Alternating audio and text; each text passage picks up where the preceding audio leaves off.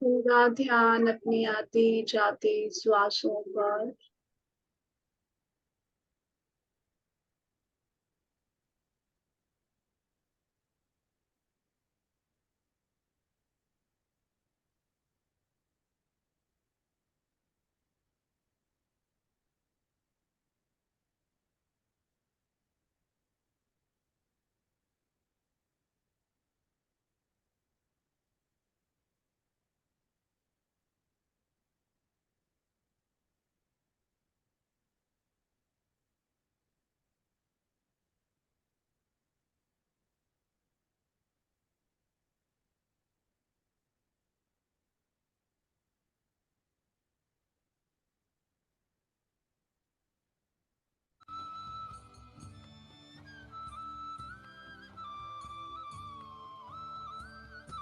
से देखिए my dear friends,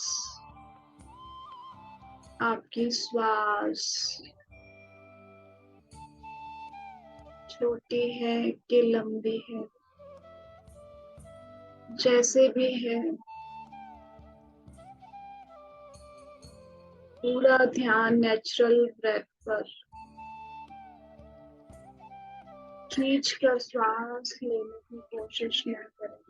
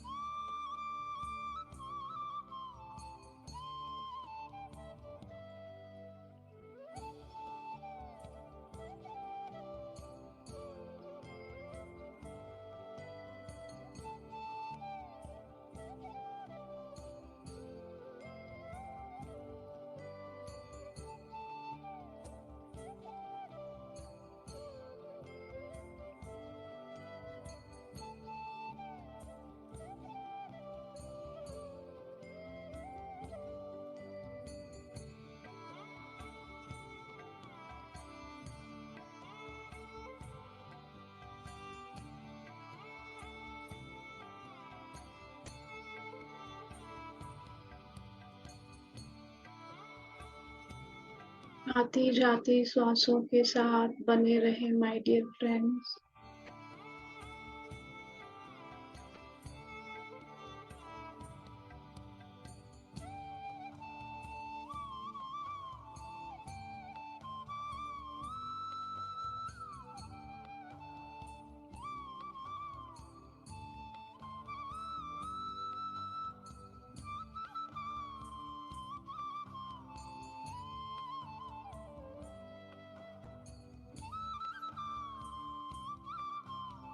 जो भी मास्टर ज्वाइन कर रहे हैं सभी ध्यान की अवस्था में बैठते चले जाएं।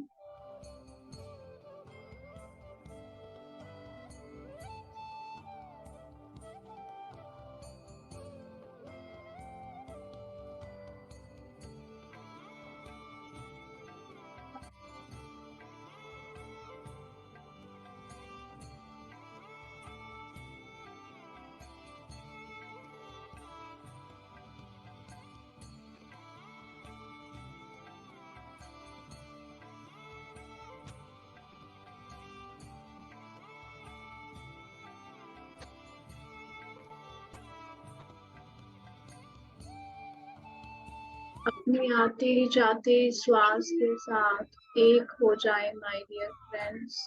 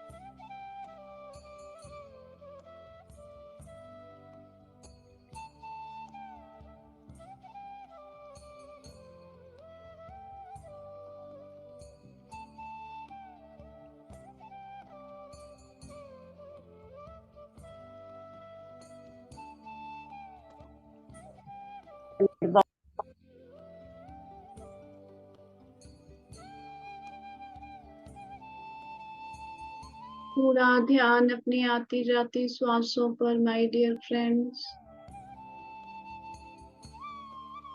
खुद को समर्पित कर दें अपनी श्वासों के साथ।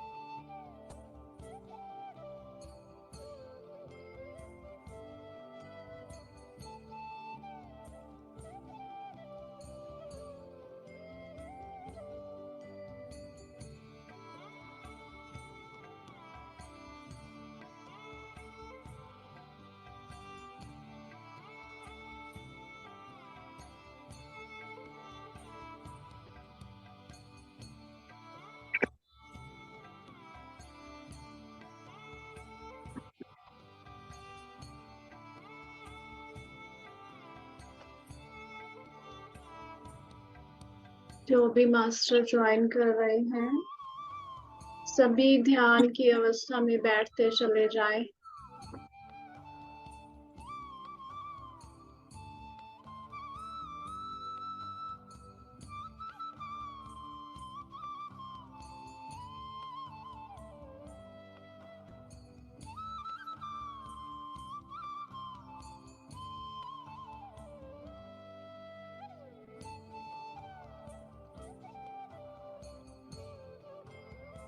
एक हो जाए अपनी श्वासों के साथ माय डियर मास्टर।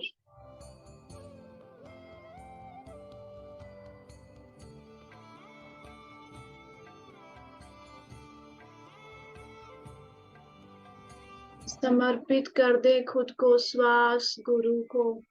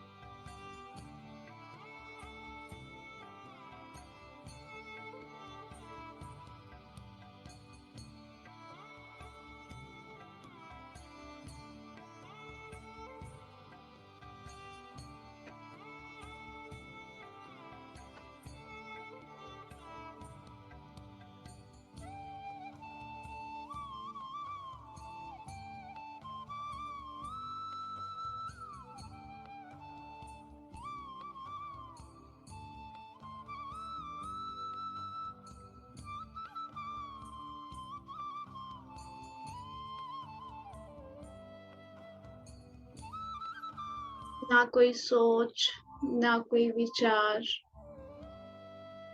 केवल श्वास माय डियर मास्टर।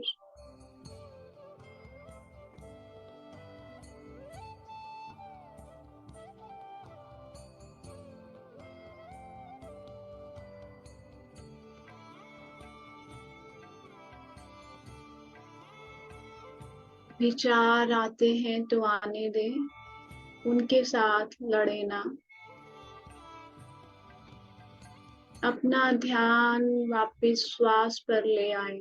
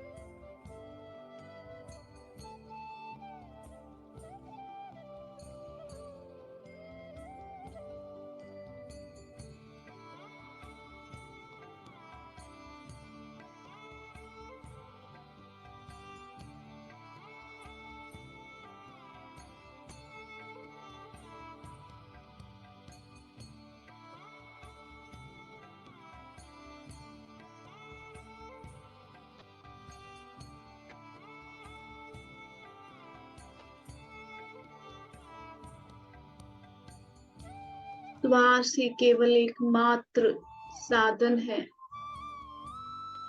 आपके भीतर बैठे उस परमात्मा तक जाने का।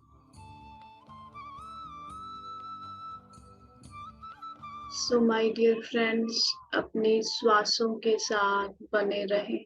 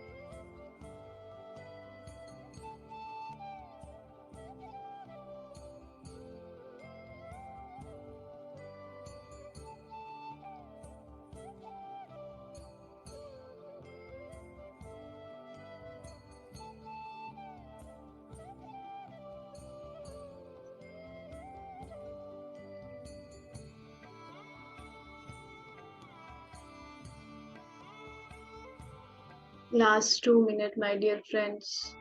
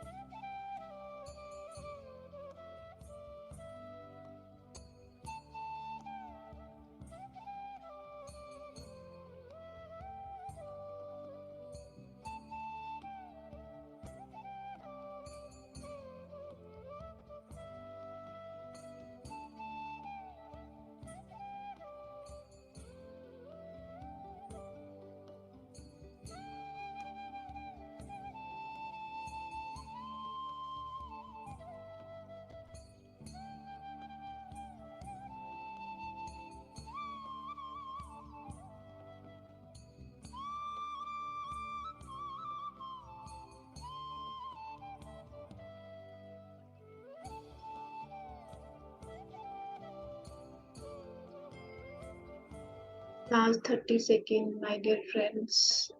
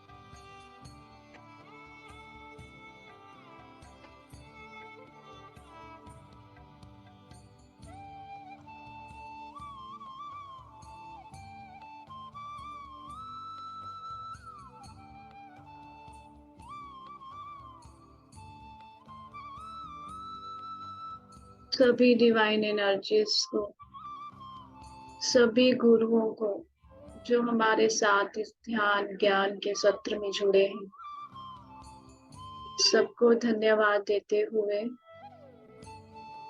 खुद को धन्यवाद देते हुए, बीना मैम को धन्यवाद देते हुए, जूम की सारी टीम को धन्यवाद देते हुए,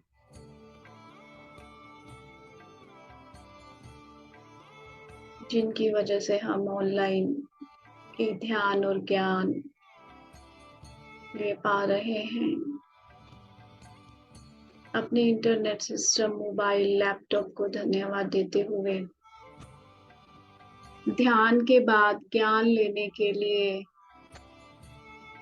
धीरे धीरे अपनी शारीरिक चेतना में वापस आएंगे माय डियर फ्रेंड्स। अपने हाथों को खोलकर अपनी आंखों पर रखेंगे।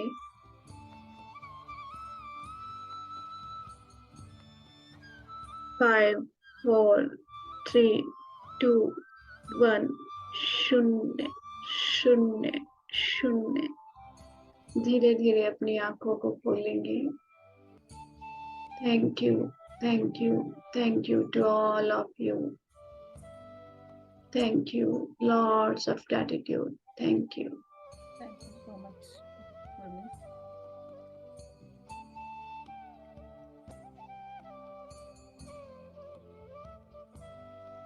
मेरी आवाज क्लियर है? Yes, ma'am.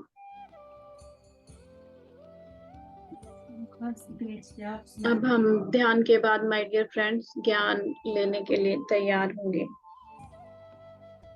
स्वामी विवेकानंद जी के जीवन के बारे में हमें अवगत करवा रहे हैं वीना मैम। तो yes Veena ma'am, over to you. Thank you Gurmeet. Thank you ma'am, thank you. PMC Kannada channel ಅನ್ನು ಲೈಕ್ ಮಾಡಿ, ಶೇರ್ ಮಾಡಿ, ಸಬ್ಸ್ಕ್ರೈಬ್ ಮಾಡಿ ಮತ್ತು ಮಾಡಿಸಿ. ಎಲ್ಲರಿಗೂ ಧನ್ಯವಾದಗಳು.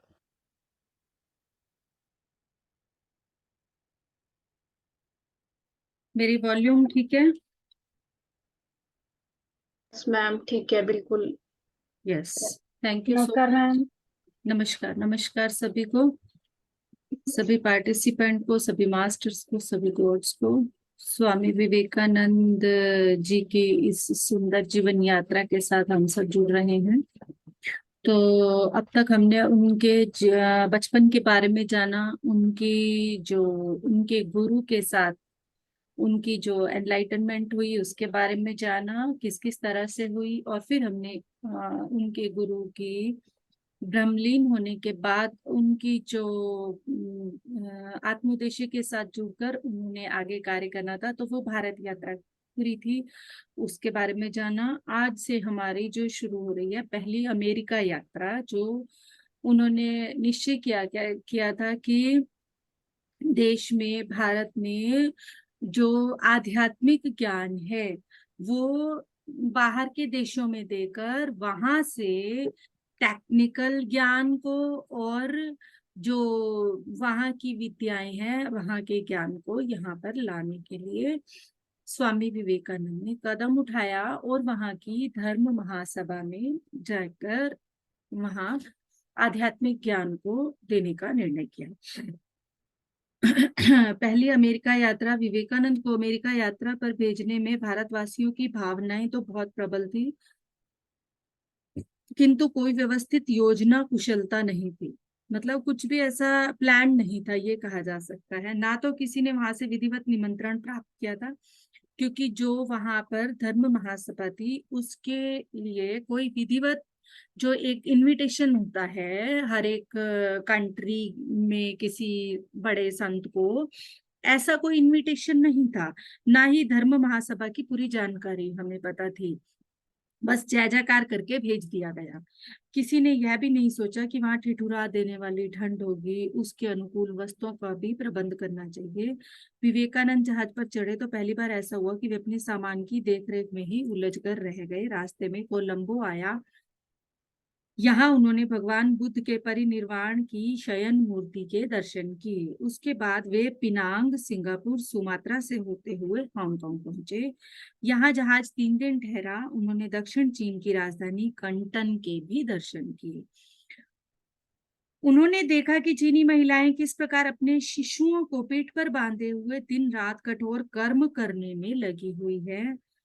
उन्हें अनुभूति हुई कि भारत और चीन दोनों की आध्यात्मिक परंपरा एक है और उनकी प्रमुख समस्या भी एक है, भयंकर गरीबी। अंग्रेजों ने उनका मानो खून चूस लिया है। अब वे जापान पहुंचे। इस साफ सुथरे, सुव्यवस्थित, सुंदर देश में पहुंचकर वे प्रसन्न हो उठे। उन्हें लगा कि हर भारतीय को जापान के दर्शन अवश्य करने चाहिए। उन्होंने Nagasaki, Yokohama, Osaka, Kyoto, Tokyo के दर्शन किए। बाद में वे प्रशांत महासागर पार करके वैंकूवर बंदरगाह पहुंचे। यहाँ से वे रेल द्वारा कनाडा के बीच से होकर शिकागो पहुंचे। शिकागो रेलवे स्टेशन पर एक अपरिचित संसार उनके सामने था। वे एक अजनबी थे, ना तो उनके प्रति किसी की सहानुभूति थी, ना ही प्रेम था। वे काले देश से थे, अतः कुली भी उन्हें ठगने में कोई कसर नहीं छोड़ रहे थे। चारों ओर मजाक उड़ाने और खिल्ली उड़ाने का विचित्र माहौल था। किसी से होटल का पता भी पूछे तो लोग डंक सा मारते थे। ऐसे अपमानजनक वातावरण में उन्होंने एक होटल में ठहरना ही उचित समझा।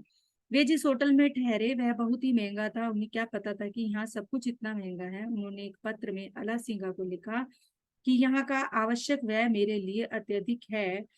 अमेरिका वासी इतने धनी है कि वे पानी के समान पैसे बहाते हैं, और इन्होंने कानून बनाकर सभी चीजों का दाम इतना अधिक रखा है कि दुनिया का कोई भी राष्ट्र कैसे भी उनके स्तर तक ना पहुंच सके। मेरी वॉल्यूम क्लियर है? मुझे लग रहा है मेरा ब्लूटूथ कट गया है। क्लियर है मैम। क्लियर है, ओके।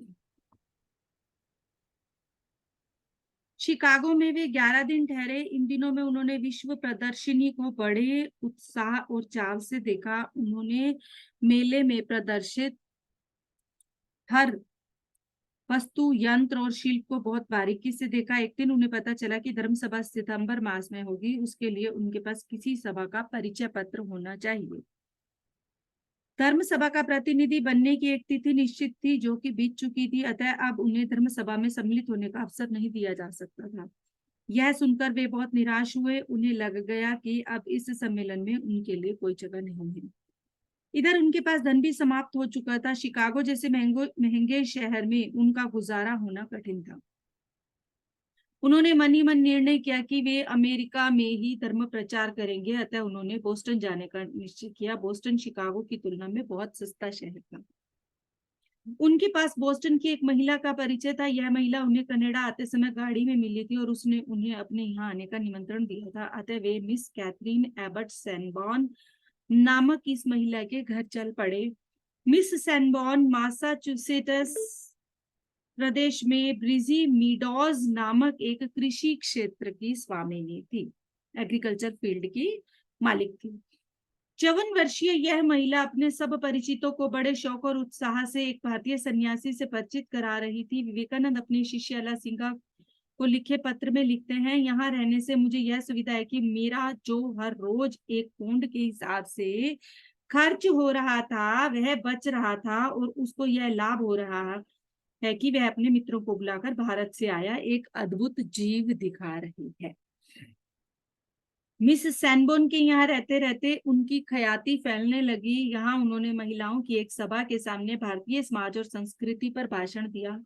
यह सभा एक ईसाई बनी महाराष्ट्रीय विधवा रमाबाई के द्वारा किए जा रहे प्रचार कार्य के लिए भी आर्थिक सहायता किया करती थी।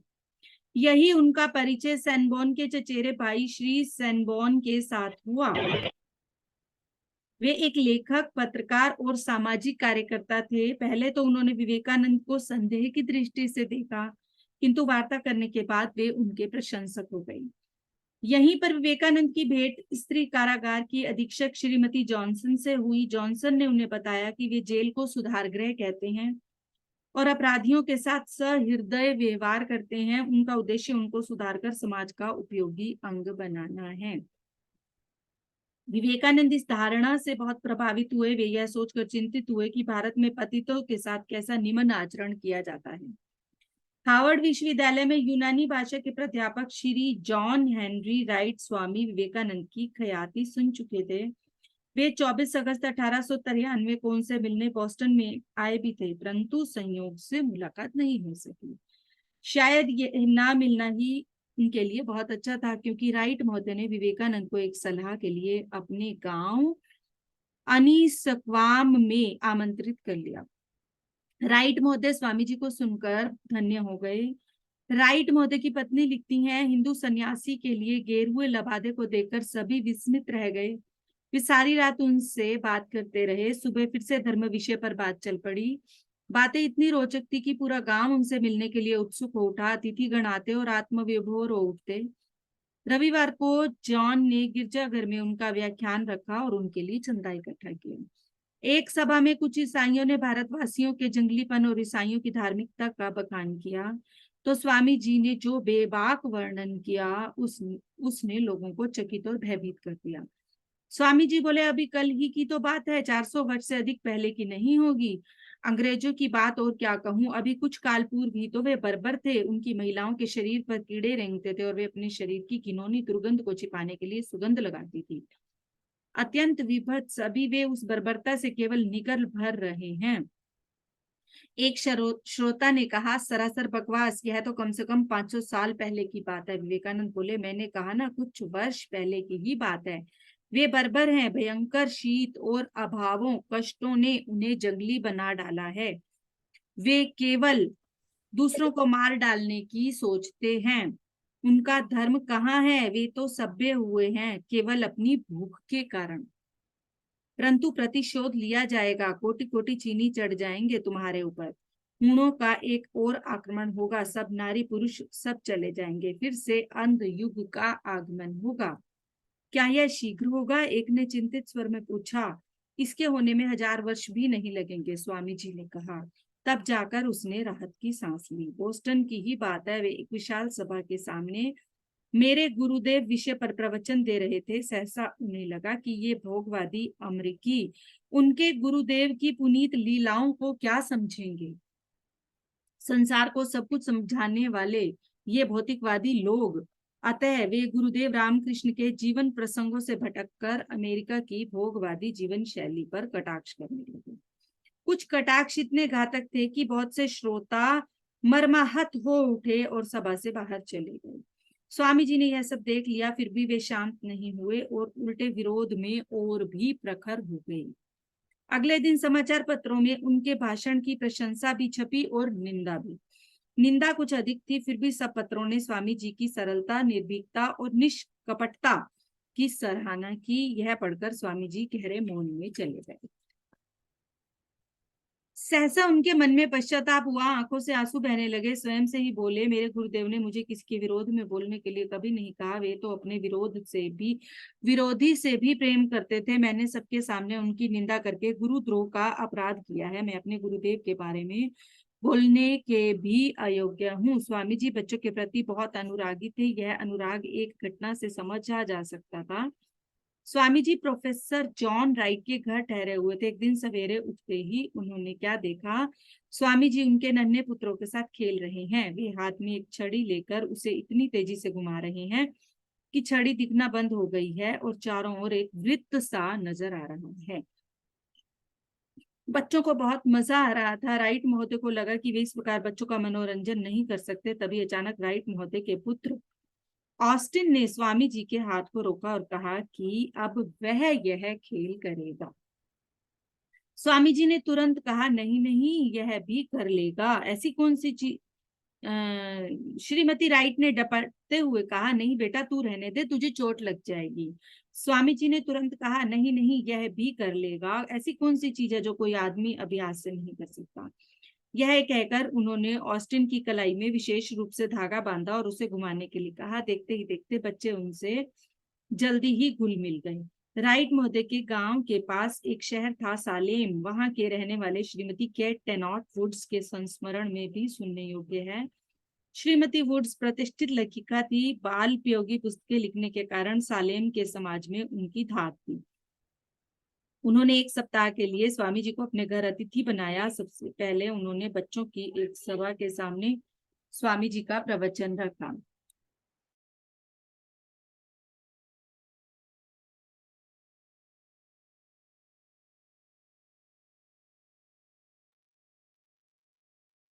स्वामी जी जितनी देर बच्चों के बीच रहे, उन्होंने उन्हें मोहे रखा। उन्होंने बच्चों को भारत के बच्चों की और वहां के गुरु शिष्य परंपरा की बातें बताई। एक बच्ची बोली, स्वामी जी, काश हमारे यहाँ भी ऐसे ही अच्छे गुरु होते।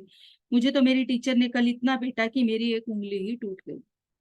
स्वामी जी ने उसके सिर पर वात्सल्य से हाथ फेरते हुए कहा, ऐसी घटनाएं कभी कभी गलती से हो जाती हैं।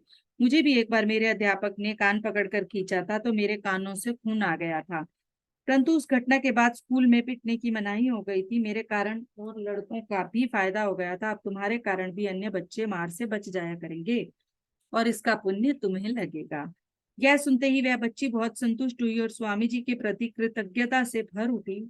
श्रीमती वुड्स का एक बेटा था पेट्रिस, वह तो स्वामी जी से इतना मन लगा बैठा कि विदाई के दिन अड़कर बैठ गया, वह उन्हें जाने ही नहीं देता था। अबोध बालक को पता नहीं था कि सन्यासी किसी घर में अधिक दिन ठहरा नहीं करते हैं। स्वामी जी उसके निर्मल प्रेम पर मुग्ध उठे और बोले, मैं फिर से तुम्हारे घर जरूर आऊंगा। पेट्रिस बोला, फिर आप यह सामान लेकर क्यों जा रहे हैं? स्वामी जी ने अपना ट्रंक और कंबल वहां छोड़ते हुए कहा, लो, मैं अपना सामान यहीं छोड़कर जा रहा हूँ। जाने से पहले तुमसे मिलने जरूर आऊंगा, तब यह सामान भी ले जाऊंगा। पेट्रिस छड़ी की ओर देखकर और बोला, आप अपना हथियार क्यों लेकर जा रहे हैं?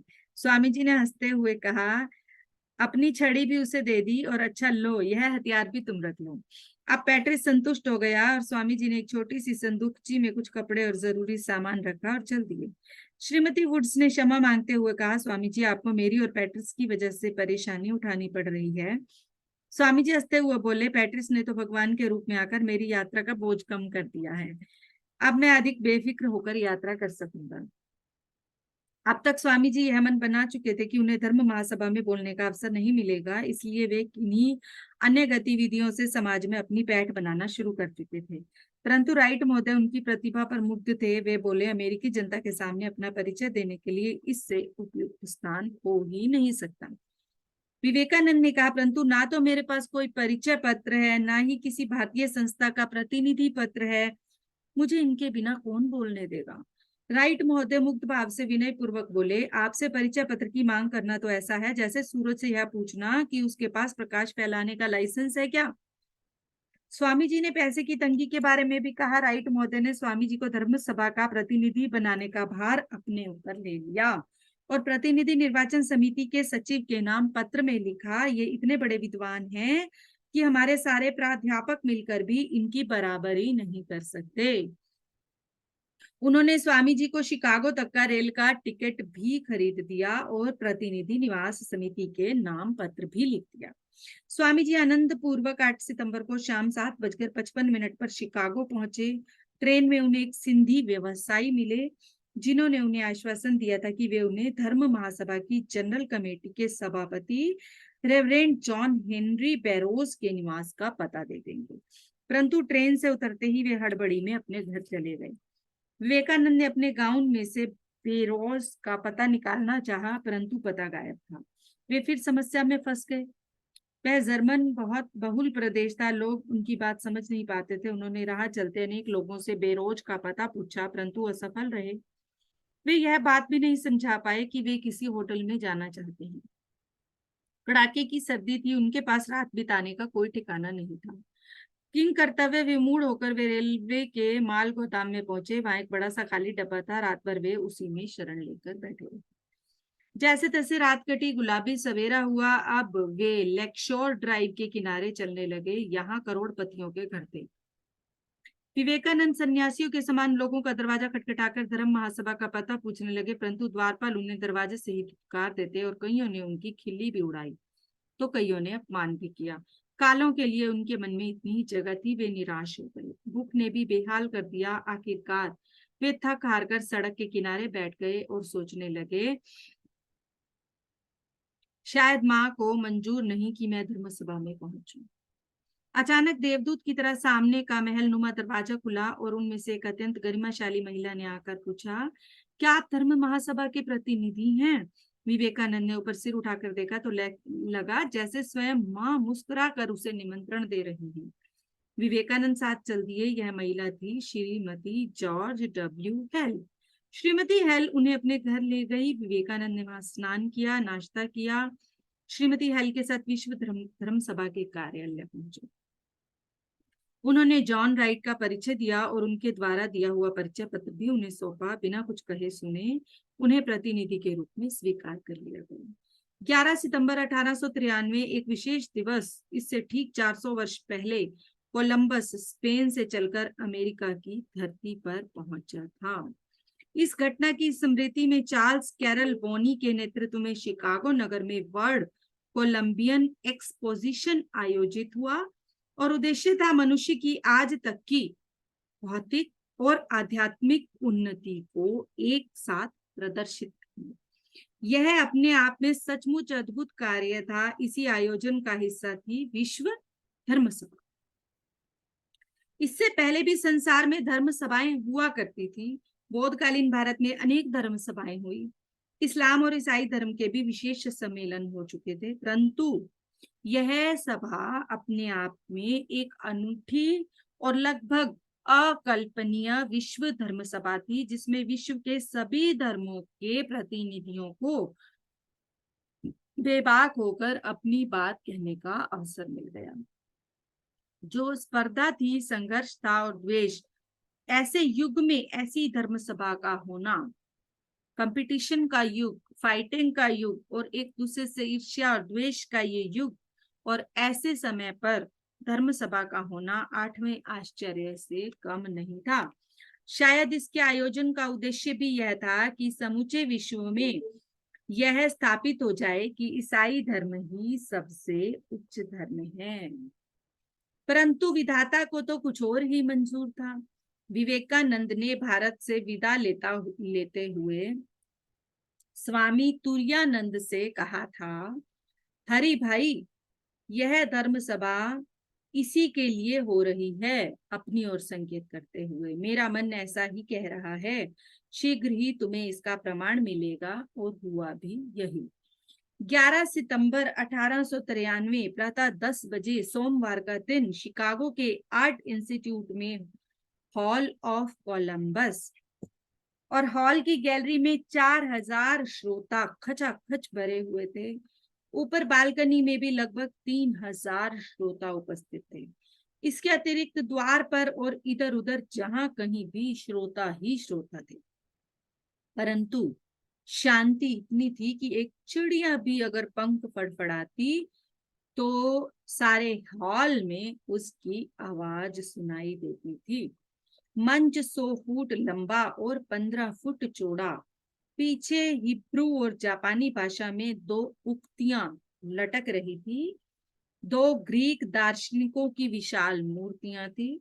एक और सरस्वती के समान किसी देवी की मूर्ति थी। मंच के बीचों बीच लोह निर्मित एक सिंहासन था। उसके दोनों ओर लकड़ी की 30-30 कुर्सियां थी, जो 3 पंक्तियों में सुसज्जित थी। ठीक 10 बजे 10 घंटे बजे। ये घंटे विश्व के 10 धर्मों के समान थे। यहूदी, हिंदू, जैन, बौद्ध, इस्लाम, Tao, Confucian, Shinto, Parsi, Catholic, Greek church और प्रोटेस्टेंट धर्म। घंटा ध्वनि के साथ ही सभी प्रतिनिधि गण मंच पर विराजे। लोह सिंहासन पर अमेरिकी कैथोलिक संप्रदाय के प्रधान कार्डिनल गिब्बन्स विराजे। उनकी दाहिनी ओर बैठे श्वेत वस्त्रधारी चीनी धर्म प्रतिनिधि। बाईं ओर विराजे काले वस्त्रों में ग्रीक चर्च के धर्माधिकारी। अन्य प्रतिनिधि सफेद, काले, पीले, गेरुए आदि रंगों से सुसज्जित थे। भारतीय प्रतिनिधियों में ब्रह्म समाज के प्रतिनिधि थे प्रताप चंद्र मजूमदार। जैन धर्म के प्रतिनिधि थे वीरचंद गांधी। बंबई से नगर कर भी पधारे थे और थियोसॉफिकल सोसाइटी से थी श्रीमती एनी बेसेंट तथा चक्रवर्ती जी। उन्हीं के बीच गेरुए वस्त्रों और पगड़ी में कुर्सी नंबर 21 पर सुशोभित थे स्वामी विवेकानंद। यह सम्मेलन 17 दिनों तक चलना था। रोज 3 सत्र होने थे, सुबह, दोपहर और शाम। दोपहर के सत्र में वक्ताओं के बोलने का सिलसिला आरंभ हुआ। सबसे पहले प्रतिनिधि वक्ता थे जानते के ऑर्च बिशप। उन्होंने कहा, सारे संसार का पिता एक ही है। सारे सदन ने हर्ष ध्वनि से सभा भवन गुंजा दिया। फिर ब्रह्म समाज के प्रताप चंद्र मजूमदार बोले। वे अमेरिका में प्राच्य देशीय ईसा नामक पुस्तक के लेखक के रूप में प्रसिद्ध थे। उन्हें भी घनघोर तालियां मिली और चीनी प्रतिनिधि पुंग क्वांग यू के भाषण के बाद तो हाल मानो प्रशंसा से उन्नत हो उठा। अब स्वामी जी को आमंत्रित किया गया, परंतु स्वामी जी साहस नहीं जुटा पा रहे थे। उन्होंने कहा, नहीं, अभी नहीं। तो चक्रवर्ती को बुलाया गया। उन्होंने मजूमदार से भी अधिक तालियां बटोरी। स्वामी जी घबरा गए, उनका गला सूखने लगा। सभी वक्ता अपना भाषण तैयार करके लाए थे और लिखित पढ़ रहे थे। विवेकानंद ऐसे ही चले आए थे। चारों ओर प्रतिनिधि लिखित भाषण पढ़ चुके तो स्वामी जी को फिर से बुलाया गया। स्वामी जी ने मन ही मन गुरु रामकृष्ण परमहंस को याद किया, सरस्वती देवी को प्रणाम किया और अपने आप को ध्यानस्थ किया। फिर सूर्य की पहली किरण के समान आंख खोलकर संबोधन किया। मेरी अमेरिकावासी बहनों और भाइयों, वे ना जाने कौन सी तरंग सभा में उपस्थित प्रतिनिधियों और श्रोताओं में व्याप्त हुई कि सभी झंकृत हो उठे। इससे पहले किसी भी प्रतिनिधि ने भाइयों और बहनों कहकर संबोधन नहीं किया था। ऐसी सच्ची अनुभूति के साथ नहीं किया था। बस सबके सब परमात्मा की वीणा के तार हो गए। तालियां बजने लगी, बजी तो और घनी होती गई, जैसे झरने का पानी और नीचे जाते जाते अधिक वेग पकड़ लेता है। उसी तरह तालियों की गड़गड़ाहट और बढ़ती गई, उन्नमत कर देने वाली तालियां। सहसा लोग खड़े हो गए। इससे भी काम नहीं चला तो लोग एड़ियों के बल पर खड़े होकर तालियां बजाने लगे। विवेकानंद खुद नहीं समझ पाए कि यह क्या हो गया है। वे तत्काल और मुंह जबानी बोल रहे थे, जो अनुभव कर रहे थे वही बोल रहे थे। इसलिए उनके भाषण में सच्चाई थी, अनुभूति की ताजगी थी। उन्होंने अपने भाषण में कहा, मेरे अमेरिका वासी बहनियों और भाइयों, आपने जिस आत्मीयता और उत्साह से हमारा अभिवादन किया है, अभिनंदन किया है, उसे देखकर मेरा हृदय असीम आनंद से ओतप्रोत हो गया है। मैं विश्व की प्राचीनतम सन्यासी परंपरा की ओर से आपका धन्यवाद करता हूँ।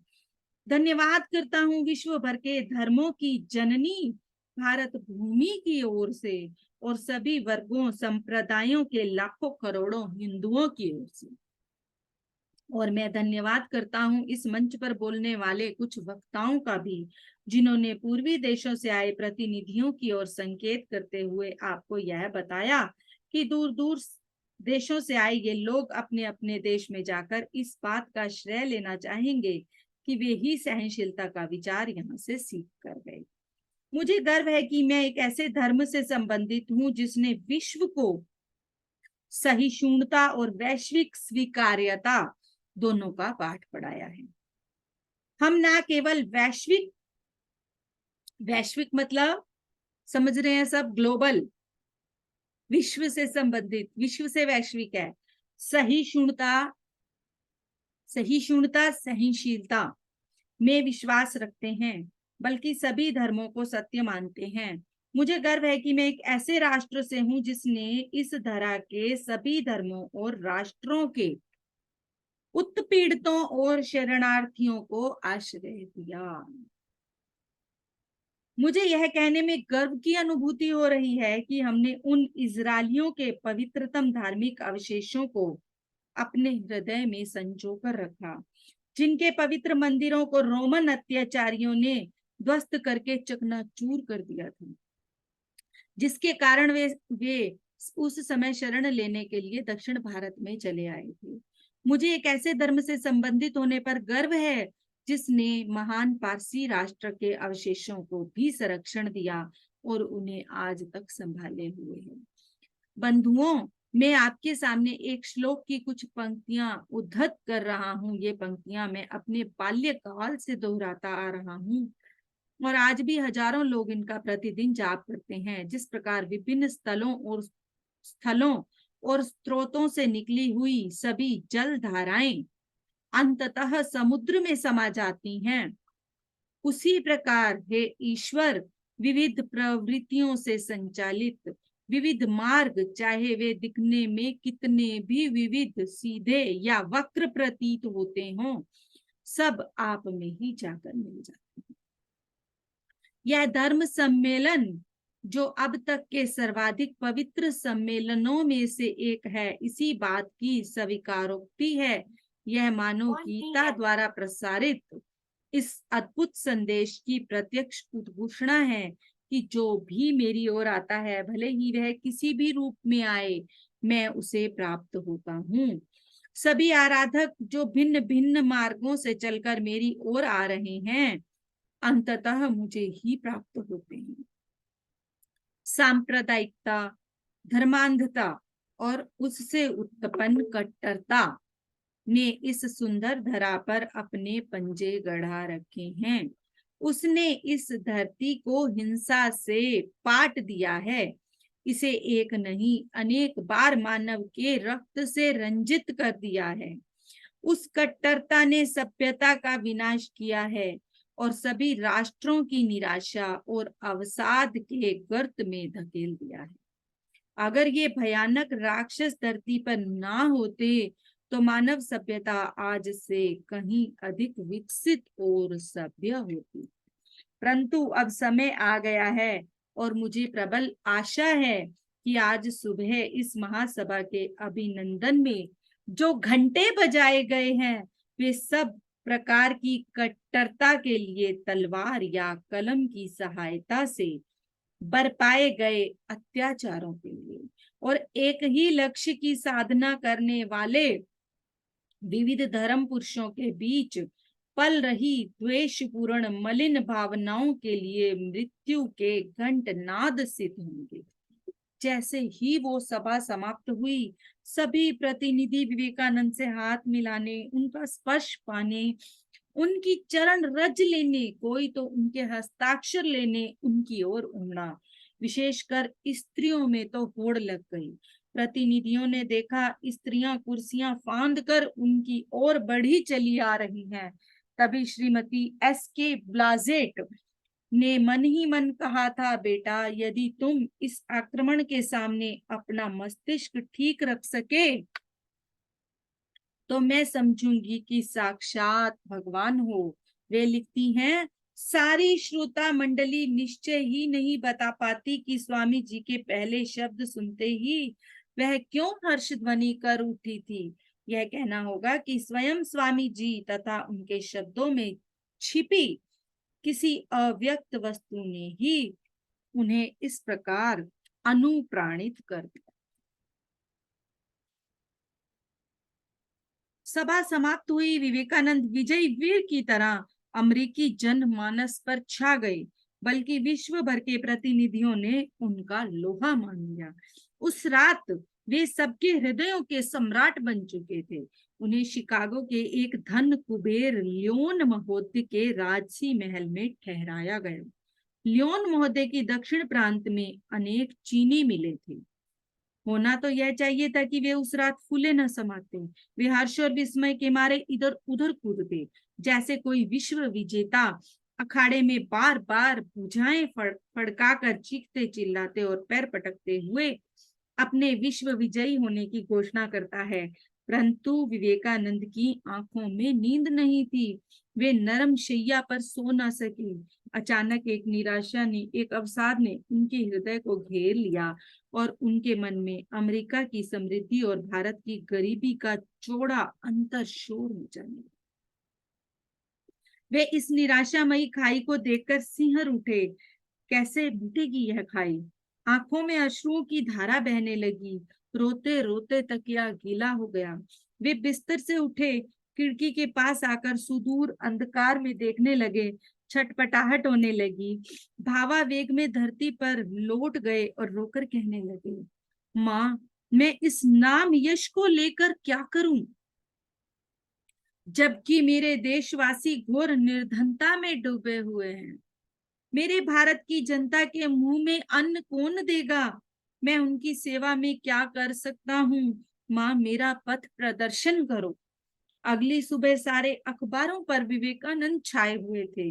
कट्टर से कट्टर ईसाई पत्र ने भी बेबाकी से लिखा कि यह सुंदर और आकर्षक व्यक्तित्व का आश्चर्यजनक वक्ता ही महासभा का सबसे प्रमुख आकर्षण रहा। हेराल्ड जैसे नामी पत्र ने लिखा, विवेकानंद निश्चय ही धर्म महासभा के महानतम व्यक्ति हैं। उनके व्याख्यान सुनने के बाद हमारी समझ में आ जाता है कि उस ज्ञानी राष्ट्र में धर्म प्रचारक भेजना कैसी मूर्खता है। इस प्रशंसा से परिणाम दोनों निकले। विवेकानंद देखते ही देखते धर्म महासभा के नायक हो गए और लोग उनकी झलक पाते ही तालियां बजाने लगते। वे मंच पर एक और दूसरी और चले भी जाते तो लोग तालियां बजाने लगते। उनकी इस लोकप्रियता का लाभ धर्म सभा ने भी खूब उठाया। वे विवेकानंद का प्रवचन सबसे अंत में रखते। इस बहाने सारे श्रोता अंत तक बैठे रहते। जिस दिन विवेकानंद का भाषण पहले से घोषित होता था, उस दिन सभागार ठसाठस भर जाता था। सब और नारियां ही नारियां होती। स्वामी जी की बढ़ती लोकप्रियता की हानि भी होनी थी। ईसाई मिशनरियों से यह नहीं देखा गया कि एक काला धर्म प्रचारक अमेरिका वासियों पर विजय पाले, अतः उन्होंने हिंदू धर्म के विरुद्ध जहर उगलना आरंभ कर दिया। उन्होंने बाइबल और वेद की तुलना करके बाइबल को वेद से श्रेष्ठ सिद्ध करना शुरू कर दिया। 19 सितंबर को विवेकानंद ने हिंदू धर्म विषय पर अपना लिखित भाषण दिया। उसका निर्मम विरोध करते हुए रेवरेंड कुक ने हिंदुओं के अत्यंत निर्मम आलोचना की, परंतु बदले में स्वयं उनकी भी बहुत आलोचना हुई। 20 सितंबर का दिन था। विवेकानंद को हिंदू धर्म के विरोध पर कुछ टिप्पणियां करने का अवसर मिला। उन्होंने आक्रमण की शैली में चुनौती देते हुए कहा, हम लोग जो पूर्व जगत से आए हैं, यहाँ दिन भर दिन बैठकर ऐसी शेखी भरी दादागिरी की बातें सुनते रहे हैं कि हम लोगों को ईसाई हो जाना चाहिए, क्योंकि ईसाई राष्ट्र ही सर्वाधिक ऐश्वर्यशाली है। आसपास नजर दौड़ाने पर हमारी दृष्टि दुनिया के सर्वाधिक समृद्ध राष्ट्र इंग्लैंड की ओर जाती है, जिसके पांवों के नीचे 25 करोड़ एशिया वासियों की गर्दन है। अतीत के इतिहास का अवलोकन करने पर हम पाते हैं कि ईसाई यूरोप की समृद्धि का सूत्रपात स्पेन से हुआ और स्पेन की समृद्धि आरंभ हुई मेक्सिको पर आक्रमण से। अपने ही मानव भाइयों का गला काटकर ईसाई धर्म ऐश्वर्य अर्जित करता है। ऐसी कीमत पर हिंदू समृद्ध तो होना ही नहीं चाहता। सच्चे हृदय से निकली इन बातों का इतना प्रभाव हुआ कि लोग विवेकानंद के दीवाने होते चले गए। 20 सितंबर को उन्होंने महासभा को समझा दिया कि भारत का प्रधान अभाव धर्म नहीं है। भारत के कोटि कोटि क्षुधार्त नर नारी शुष्क कंठ से रोटी के लिए चिल्ला रहे हैं। वे रोटी मांग रहे हैं और हम उन्हें देते हैं पत्थर। भूखे लोगों को धर्म के उपदेश देना या दर्शन शास्त्र सिखाना उनका अपमान करना है। मैं अपने निर्धन देशवासियों के लिए तुम लोगों से सहायता मांगने आया था, परंतु मैं अब समझ रहा हूँ कि ईसाइयों के देश में ईसाइयों के पास से गैर ईसाइयों के लिए सहायता प्राप्त करना कितना कठिन है। अचानक विवेकानंद ने पूछा, आप में से कितने लोग ऐसे हैं जिन्होंने हिंदुओं के धर्मशास्त्र पढ़े हैं? सारे सभागार में केवल 3-4 हाथ ही उठे। विवेकानंद ने व्यंग्य की मुद्रा में आखेट किया, आप विश्वविख्यात धर्म नायक यहाँ उपस्थित हैं, बिना जाने ही आप में इतना दुस्साहस है कि आप हमारी आलोचना करने के लिए व्यग्र हैं। स्वर में इतनी दुत्कार थी कि आलोचकों के सिर शर्म से झुक गए और व्यंग्य हृदय में बिंध गए। एनी बेसेंट ने सच ही लिखा है कि वे एक योद्धा सन्यासी थे। वे इस बात को मानने के लिए कतई राजी नहीं थे कि वे जिस प्राचीन धर्म के प्रवक्ता थे, वह किसी भी दृष्टि से वहां उपस्थित सर्वश्रेष्ठ धर्म में बिंदु मात्र भी कम है, न्यून है। तब उनके अंग अंग से देश और जाति का गर्व फूट पड़ता सा प्रतीत होता था। उन्होंने धर्म महासभा के अंतिम दिन अपने विदाई भाषण में बेबाक होकर कहा, ईसाई को हिंदू या बौद्ध नहीं होना है और ना ही हिंदू या बौद्ध को ईसाई होना है। साधुता, पवित्रता और दयाशीलता किसी संप्रदाय विशेष की बपौती नहीं है, तथा प्रत्येक धर्म में ही अति उन्नत चरित्र के नर नारियों का जन्म हुआ है। यदि कोई ऐसा स्वप्न देखे कि केवल उसी का धर्म टिका रहेगा और अन्य सारे धर्म लुप्त हो जाएंगे, तो यह वस्तुतः दया का पात्र है। मैं उसके लिए हृदय से दुखी हूँ और उसे स्पष्ट रूप से बताए देता हूँ कि समस्त प्रतिरोधों के बावजूद शीघ्र ही प्रत्येक धर्म की पताका पर लिखा होगा, संघर्ष नहीं सहायता, विनाश नहीं, ग्रहण, मतभेद और कलह नहीं, समन्वय और शांति। विवेकानंद की इस ओजस्वी प्रखर और बेबाक वाणी ने सारे संसार को तो जीत लिया, परंतु उनके कुछ अपने ही उनके विरोधी हो गए। ब्रह्म समाज के प्रताप मजूमदार उनकी प्रशंसा से जल उठे। उन्होंने विवेकानंद को ढोंगी और भ्रष्ट कहकर दुष्प्रचार करना शुरू किया। उन्होंने भारत में भी उनकी कपोल कल्पित निंदा गाथाएं प्रचारित करना शुरू की।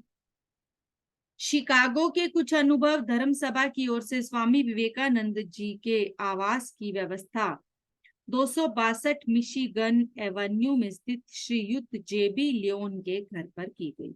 मिस्टर लियोन के मन में धर्म के प्रति कोई रुचि नहीं थी, वैसे वे अच्छे अतिथि परायण थे, इसलिए उनका विशाल घर विश्व मेले की वजह से अतिथियों से पटा पड़ा था। जब चर्च की ओर से उन्हें संदेश मिला कि एक अतिथि उनके घर ठहरने के लिए आने वाला है तो उन्हें परेशानी हुई। उन्होंने अपने मझले बेटे से कहा कि वह घर छोड़कर अपने किसी मित्र के घर चला जाए। लगभग आधी रात को यह अतिथि उनके घर लाया गया। श्रीमती लियोन को छोड़कर शेष सभी लोग सो चुके थे। घंटी की आवाज सुनकर श्रीमती लियोन ने दरवाजा खोला। सामने विवेकानंद थे। श्रीमती लियोन ने किसी भारतीय को पहली बार देखा था, वह भी सन्यासी के वेश में, तो वह अचंभित हो गई। उन्होंने स्वामी जी को आदरपूर्वक कमरा दिखाया, लेट गई। उसके बाद लेट गई, परंतु चिंता के कारण नींद नहीं आई। उन्हें लगा कि उनके अन्य अतिथि दक्षिण अचल से हैं और वे किसी काले के साथ रहना पसंद नहीं करेंगे। सुबह उठते ही उन्होंने यह चिंता मिस्टर लियोन के सामने प्रकट की। सुझाव दिया, क्यों न इस अन्य अतिथि को किसी होटल में रख दिया जाए। मिस्टर लियोन ने कुछ सोचा और फिर अखबार पढ़ने के लिए पुस्तकालय कक्ष में चले गए और वहां उनकी भेंट स्वामी जी से हो गई। थोड़ी देर बातें हुई। अभी नाश्ता शुरू होने में आधा घंटा देर थी। वे आकर अपनी पत्नी से बोले, सुनो एमिली, ये सारे अतिथि जहां कहीं जाते हो जाएं, मैं इस भारतवासी को कहीं नहीं जाने दूंगा। हमारे घर में आज तक जितने भी अतिथि आए हैं, ये उन सब से अधिक बुद्धिमान तथा रोचक हैं। ये जब तक चाहेंगे यहाँ ठहरेंगे। इस तरह उन दोनों की आपस में बड़ी घनिष्ठता हो गई और स्वामी जी ने भी उनके सहृदय स्नेह को समझा। उन्होंने शिकागो क्लब के सदस्यों के सम्मुख स्वीकार किया, मैं अब तक जितने भी लोगों से मिला हूं, उनमें से श्री लियोन ही सर्वाधिक ईसा के समान है। ये वचन सुनकर मिस्टर लियोन बहुत संकुचित हो गए। स्वामी जी स्वभाव से अत्यंत आत्मीय थे। विशेष रूप से किसी के घर रहते हुए वे उनके परिवार के अंतरंग सदस्य बन जाया करते थे। शिकागो की श्रीमती हेल के यहाँ उनका बहुत मन लगा। श्रीमती हेल अत्यंत धार्मिक महिला थी, अतः विवेकानंद श्रीमती हेल को मदर चर्च और श्रीमान हेल को फादर पॉप कहा करते थे। उनकी 4 लड़कियां थी, 2 पुत्रियां और 2 भांजियां। वे इन चारों को बहनें कहा करते थे। वे चारों भी स्वामी जी के प्रति अत्यंत श्रद्धा और स्नेह रखती थी। इस निश्चल स्नेह को जानने के लिए एक स्नेहिल संस्मरण। एक दिन उन्होंने एक लड़की से चाकू मांगा, कहा रसोई से चाकू ले आओ। हैरान होकर लड़की बोली, स्वामी जी आप चाकू से किसे काटेंगे? स्वामी जी बोले, देखो अमेरिका के नाई तो मेरे पैर के नाखून काटते नहीं, सो मैं ही काटूंगा, तुम चाकू ले आओ। लड़की बोली, स्वामी जी चाकू से थोड़े नाखून काटते हैं, लाइए मैं काट देती हूँ।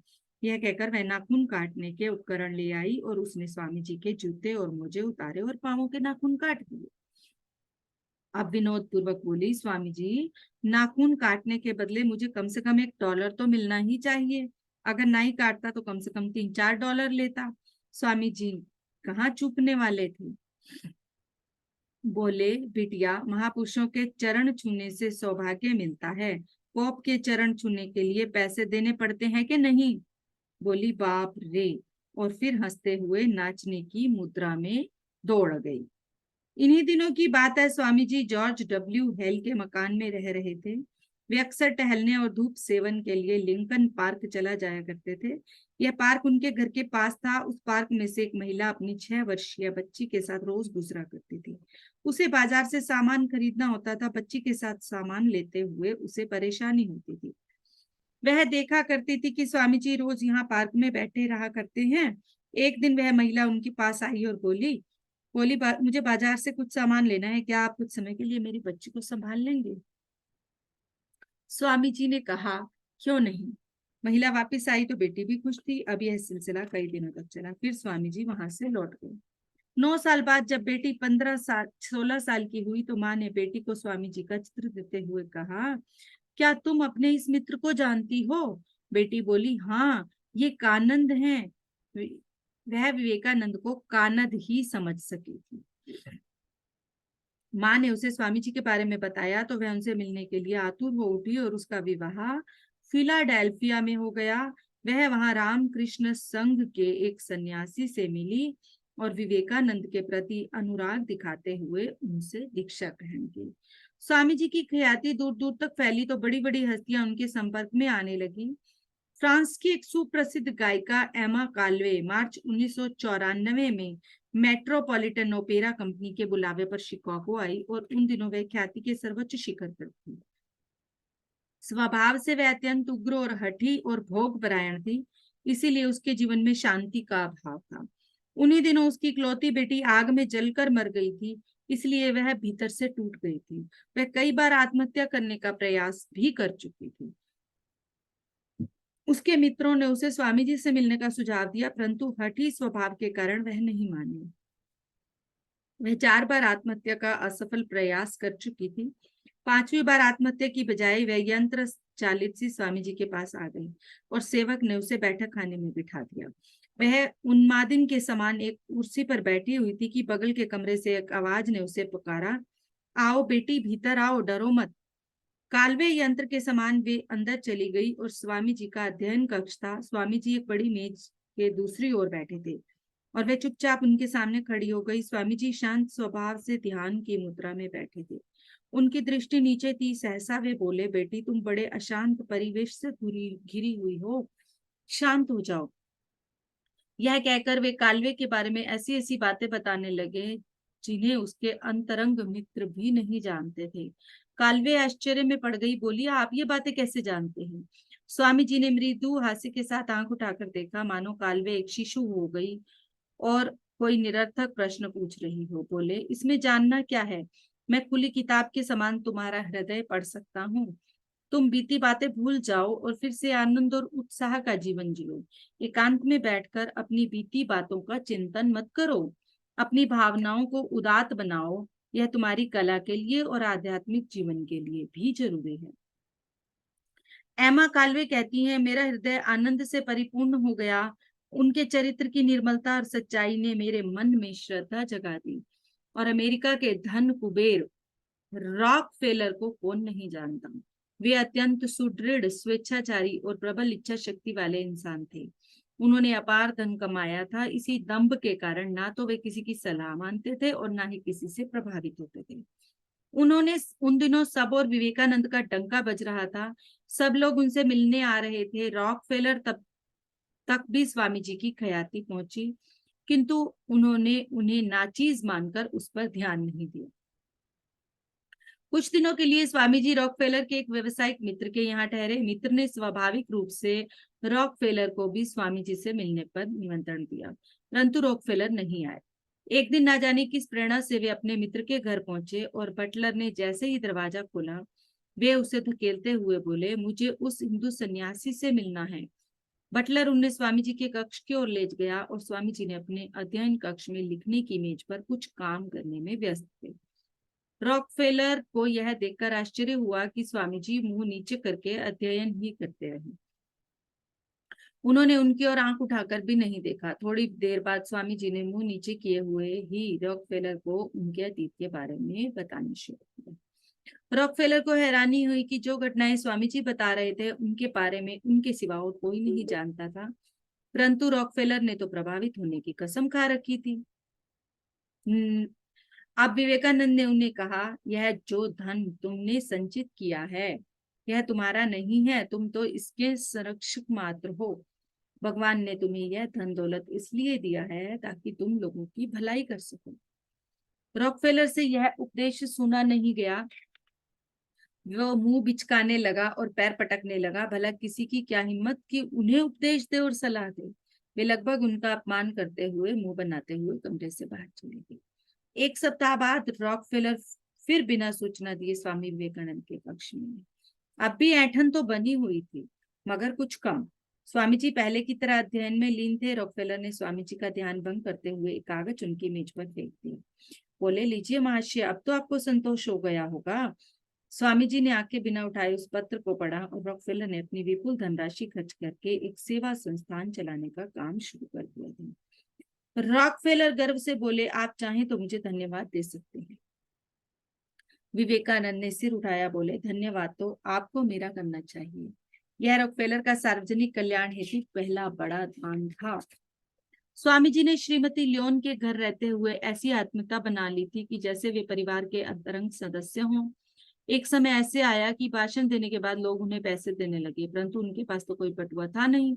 अतः वे गर्वीले बालक के समान अपने रुमाल में पैसे बांधकर श्रीमती लियोन की मदद गोद में डाल दिया करते थे। तब श्रीमती लियोन उन्हें सिक्कों को संभालने के गुर बताती, परंतु स्वामी जी का मन इन बातों में कहाँ रमता। एक दिन वे उन्हें कहने लगे, मदर लियोन, मैं जीवन में किसी भी प्रलोभन में नहीं पड़ा, किंतु यहाँ अमेरिका में आकर अपने जीवन के सबसे बड़े प्रलोभन में पड़ गया हूँ। श्रीमती लियोन ने चुटकी लेते हुए कहा, कौन है वह सौभाग्यशाली लड़की स्वामी जी? स्वामी जी ने ठठाकर हंसते हुए कहा, वह लड़की नहीं, वह एक संगठन है। मैंने अमेरिका में आकर देखा है कि सेवा के काम कैसे किए जाने चाहिए। मेरे यहाँ रामकृष्ण के शिष्यगण अकेले भ्रमण किया करते हैं। वे किसी भी गांव में जाकर किसी वृक्ष की छांव में आसन मारकर बैठ जाते हैं। वहां वे उपदेश देने के लिए किसी जिज्ञासु की प्रतीक्षा करते हैं। इस सब में समय और शक्ति का कितना अपव्यय होता है। मैंने अमेरिका में देखा है कि किस प्रकार लोग संगठन बनाकर बड़े बड़े आयोजन कर लेते हैं और देखते ही देखते विचार का प्रसार हो जाता है। एक दिन श्रीमती लियोन को पता चला कि कुछ अमेरिकी सुंदरियां उन पर डोरे डाल रही हैं। यह सुनकर वे चिंतित हो उठी और उन्होंने विवेकानंद को सावधान किया और विवेकानंद ने उन्हें कहा, आप अमेरिका में मेरी स्नेहमयी माँ हैं। आप मेरे लिए बिल्कुल भी चिंतित ना हो। मैं प्रलोभनों का अभ्यस्त हूँ, अतः मेरे लिए आपको परेशान होने की जरूरत नहीं। उन दिनों स्वामी जी अमेरिका में मातृभाव का प्रचार कर रहे थे। वे अमेरिकी वयोवृद्ध महिलाओं के साथ बालकवत आचरण किया करते थे। इस कारण वे महिलाएं उन पर सच्चा स्नेह लुटा दिया करती थी। स्वामी जी के सामने माता जैसी गरिमा और स्वच्छंदता अनुभव किया करती थी। श्रीमती लेगेट कहती हैं, पूरे जीवन के अनुभव में मुझे केवल 2 ही ऐसे विश्व विख्यात लोगों के दर्शन मिले जिनके सम्मुख मनुष्य अपने स्वाभिमान को जरा सा भी खोए बिना पूरी स्वच्छंदता के साथ चलना फिरना कर सकता था। इनमें से एक थे जर्मन सम्राट कैसर और दूसरे स्वामी विवेकानंद। स्वामी विवेकानंद अपने त्यागपूर्ण और संयमपूर्ण चरित्र में भी अपनी माँ की भूमिका मानते थे। वे अक्सर कहा करते थे, मेरी माता जी की संयम शक्ति अपूर्व थी। मैंने किसी भी अन्य महिला को उनके समान लंबे काल तक उपवास करते हुए नहीं देखा। एक बार मेरी माँ ने उपवास करते हुए 14 दिन बिता दिए थे। अमेरिका में रहते हुए विवेकानंद से एक भूल भी हुई। उन्होंने एक लेक्चर ब्यूरो के साथ 3 साल के लिए भाषण देने का अनुबंध कर लिया। उस कंपनी ने स्वामी जी को अमेरिका को नगर नगर घुमाना शुरू कर दिया। पहले तो उन्हें इससे मिलने वाली धनराशि को देखते हुए अच्छा लगा, परंतु वे उससे जल्दी ही ऊब गए और उन्होंने जैसे तैसे अपने प्रभावशाली शिष्यों की सहायता से उस अनुबंध से मुक्ति पा ली। परिणाम यह हुआ कि उन्होंने 2-3 महीने में जितना भी कमाया था वह उन्हें वापस देना पड़ा। उसके बाद उन्होंने जितने भी भाषण दिए निःशुल्क दिए। डेट्रॉइट में जर्मन भाषा की एक शिक्षिका थी, मिस मार्गरेट कुक। उन्होंने स्वामी जी का व्याख्यान सुना तो बहुत मुग्ध हुई। उनका मन किया कि स्वामी जी का धन्यवाद करे। वे उनके पास चली गई और भाषण के लिए धन्यवाद किया। स्वामी जी ने मिस कुक का हाथ अपने हाथ में ले लिया और काफी देर तक उनसे बातें करते रहे। मिस कुक इस अनुभव से अभिभूत रही कि 3 दिनों तक अपने हाथ को नहीं धोया। उन्हें डर था कि कहीं स्वामी जी के स्पर्श की अनुभूति खो न जाए। डेट्रॉइट में रहते हुए उन्हें ईसाइयों के विरोध का भी सामना करना पड़ा। जब ईसाई पादरियों ने हिंदू धर्म की बातों का बेतुकी बातों से विरोध किया तो उन्होंने एक भाषण में कहा, जब कभी तुम्हारे पादरी हमारी आलोचना करें तो वे याद रखें कि यदि सारा भारत उठ खड़ा हुआ और हिंद महासागर के तल का संपूर्ण कीचड़ उठाकर पाश्चात्य देशों पर फेंक दिया तथापि यह उसका अणु मात्र भी न होगा जो तुम हमारे साथ कर रहे हो। स्वामी जी की इस वीरतापूर्ण आलोचना का दुष्परिणाम तो होना ही था। वहां के कुछ लोगों ने उनके विरुद्ध कुप्रचार करना शुरू कर दिया। कुछ ने उन्हें ढोंगी कहा तो कुछ ने उनके चरित्र पर भी कीचड़ उछाले। किसी ने यह अफवाह फैला दी कि विवेकानंद के आचरण के कारण मिशिगन के भूतपूर्व गवर्नर की पत्नी श्रीमती बागले की एक किशोरी नौकरानी की नौकरी चली गई है। परंतु इसका प्रतिवाद स्वयं श्रीमती बागले ने यह कहकर कर दिया कि विवेकानंद के चरित्र के बारे में मेरी बड़ी उच्च धारणा है। वे बालक के समान सरल और निर्भरशील हैं। एक बार श्री हेल को किसी ने गुमनाम पत्र लिखा कि विवेकानंद बहुत ही पतित जीव हैं, इसे अपनी बेटियों से न मिलने देना। श्री हेल ने उस पत्र को पढ़कर इस प्रकार अग्नि कुंड में डाल दिया जैसे किसी कीड़े मकोड़े से भरे गंदे कागज को हाथ में आते ही फेंक देते हैं। उन्होंने अपनी पत्नी को कहा, मैं विवेकानंद के चरित्र पर इतना विश्वास करता हूँ कि अगर मुझे कभी उनके बारे में कुछ अविश्वसनीय जान पड़ा तो सच कहता हूँ कि उस दिन से मेरा भगवान से विश्वास उठ जाएगा। विवेकानंद को बोस्टन में श्रीमती ओली बुल नाम की श्रद्धालु स्त्री से भी मिलने का अवसर मिला।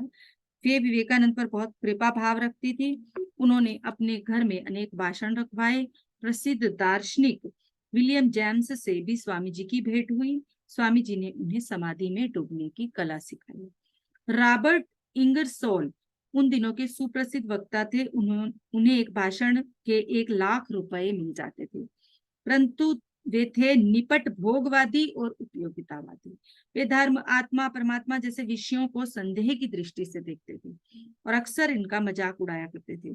दूसरी ओर स्वामी विवेकानंद थे पक्के आस्तिक, ब्रह्मवादी और कठोर तपस्वी। फिर भी दोनों धुर विरोधी वक्ताओं में अच्छी मित्रता हो गई। एक दिन इंगरसोल ने मजाक के लहजे में स्वामी जी से कहा, मैं तो इस संसार को संतरा समझता हूँ, इसका जितना रस निचोड़ा जा सकता है निचोड़ लो। अगले जन्म को किसने देखा है? जो वर्तमान सामने है उसका तो मजा लो। अभी रुक जा, आधा घंटे बाद चल जियो, अभी सोए हुए मिलेंगे सारे वहां पे। विवेकानंद ने मुस्कुराते हुए कहा, तुम ठीक कह रहे हो, यह संसार एक संतरा है, परंतु मैं इसका रस निचोड़ने की तुमसे अधिक अच्छी विधि जानता हूँ। मुझे विश्वास है कि मुझे अगले जन्म में भी जीना है। मेरी उम्र जन्मों जन्म तक है।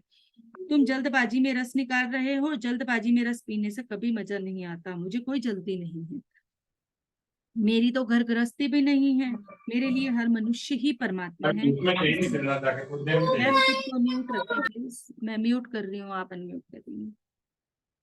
जल्दबाजी में रस पीने से कभी मजा नहीं आता। मुझे कोई जल्दी नहीं। मेरी तो घर गृहस्थी भी नहीं है।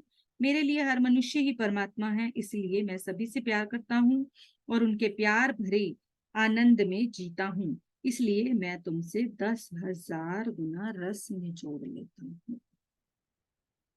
ठीक है, बस करें। 1 घंटा हो गया हमें लगभग।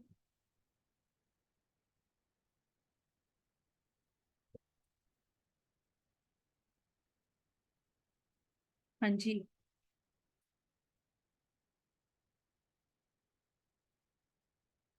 देखिए, धर्म के प्रचार करने के लिए संतों ने क्या क्या किया है और हमारे लिए आध्यात्मिकता और धर्म क्या बन गया, कैसे कैसे संतों ने जाकर अपने जीवन को समर्पित किया हिंदू धर्म की, सनातन धर्म की, भारत की मान मर्यादा, धार्मिकता, मानवीयता और परमात्मा का प्रचार करने के लिए अपने पूरे पूरे जीवन को समर्पित किया। और आज के इंसान के लिए धर्म का कोई महत्व नहीं रहा।